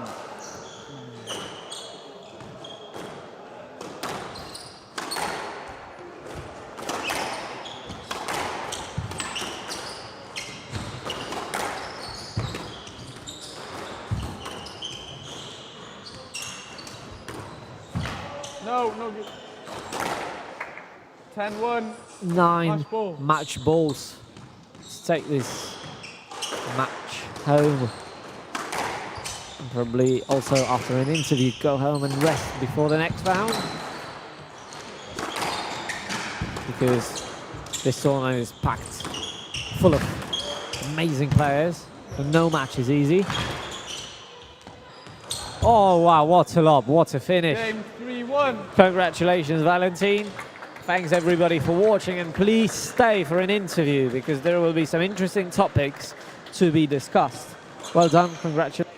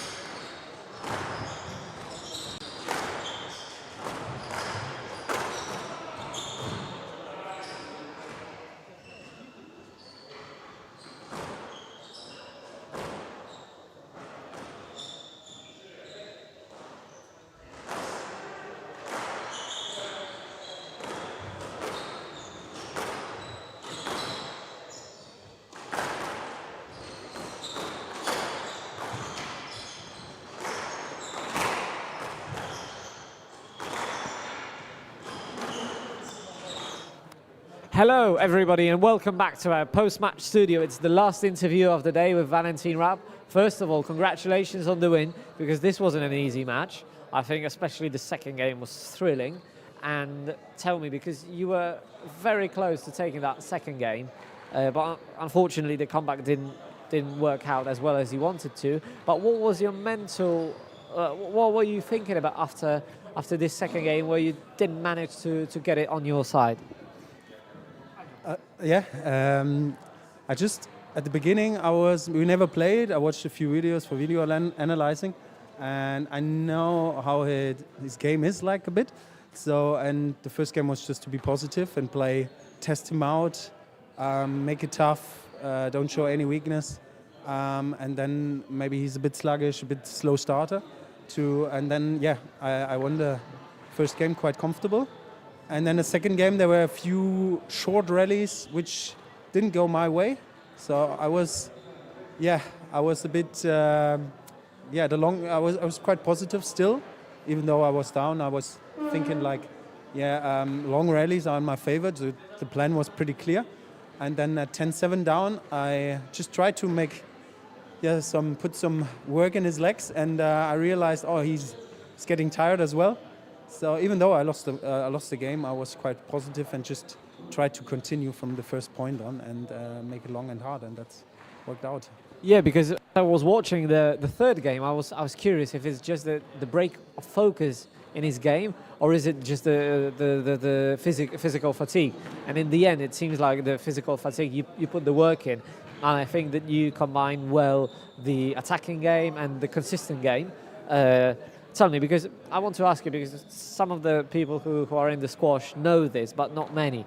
This is common for German squash players to join Bundeswehr, and I wanted to ask you if you ever joined Bundeswehr, and also maybe you could just tell why do you do it as squash players? Yeah, it's like a funding system basically in Germany. That's like a big support for players. Like German squash has some spots, like for female athletes and for male athletes, and they get their education, basic education in the army, and then their job is to play squash and be successful, and they get a financial support, and also after the career you get if you stop squash because you're injured or you're retiring, then you can work there and have a job and pretty good after squash. So that's pretty good thing. I was there for 2 years, and my contract was the end of my contract. But we have a couple of players, and it's good for German squash. We're quite. Lastly, I want to ask you, is it the first event of the year 2025 for you? And also, more or less, what are your plans for this season? That's my first PSA. Luckily I got into the draw on Friday because I was second reserve, and then a couple of players pulled out. And then I got nationals 3 weeks ago. I'm doing a lot of coaching as well, so that's part-time job. So that's my job as well. But now my first tournament this last year, I just a European membership, and then I did it a bit slower. But now I want to go full 100%, and I have the world membership and try to play as many events as possible, and just play some good squash and see how my ranking goes. I think definitely you did play some good squash today. And again, congratulations for the win today. Thank you, and I hope that we will chat again on this seat, because this is the place where we host the winners. So again, congratulations, Valentin, and thank you for the chat.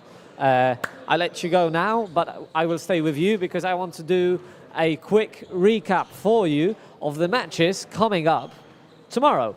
So first of all, we'll have Rowan Damming, the #1 seed, against Fung Shing, the player who won with Karol Krysiak. And then we will have Jakub Solnicki, so the winner of the previous event. He is going to play Louai Hafez, who had a very positive game with Ondrej Vorlicek. Then another seeded player, Hong Tang Ming, will play Rhys Evans, so a player who unfortunately knocked down the organizer of the event. We'll see how that goes. And then James Beach, who won with Leon Krysiak, will take on another English player in Perry Malik. And then the bottom half of the draw, Elijah Thomas against Elliot Morris Devred. I think this is going to be a very fierce match. I think similar level players. And then we'll have Valentin Rapp, so the winner of the last match against Daniel McBee, probably home favorite because he's a member of the 11-point team. And then we'll have Egyptian Shahodi Yassin against, unfortunately this draw doesn't include the player who played with Omar El Kattan. And Omar El Kattan played, oh no, this is a little bit embarrassing because I don't remember with whom Omar El Kattan played today. Can someone help me? And Jarrett Carter, yes, the Englishman Jarrett Carter will play with Yassin Shahodi. Thank you guys for helping. And then at the beginning, I will play against Victor Bertus. So please make sure that you will watch all of those matches. All of those matches will be quality, amazing squash. So that's all from us today. See you tomorrow, guys. Thank you. Bye. Do widzenia.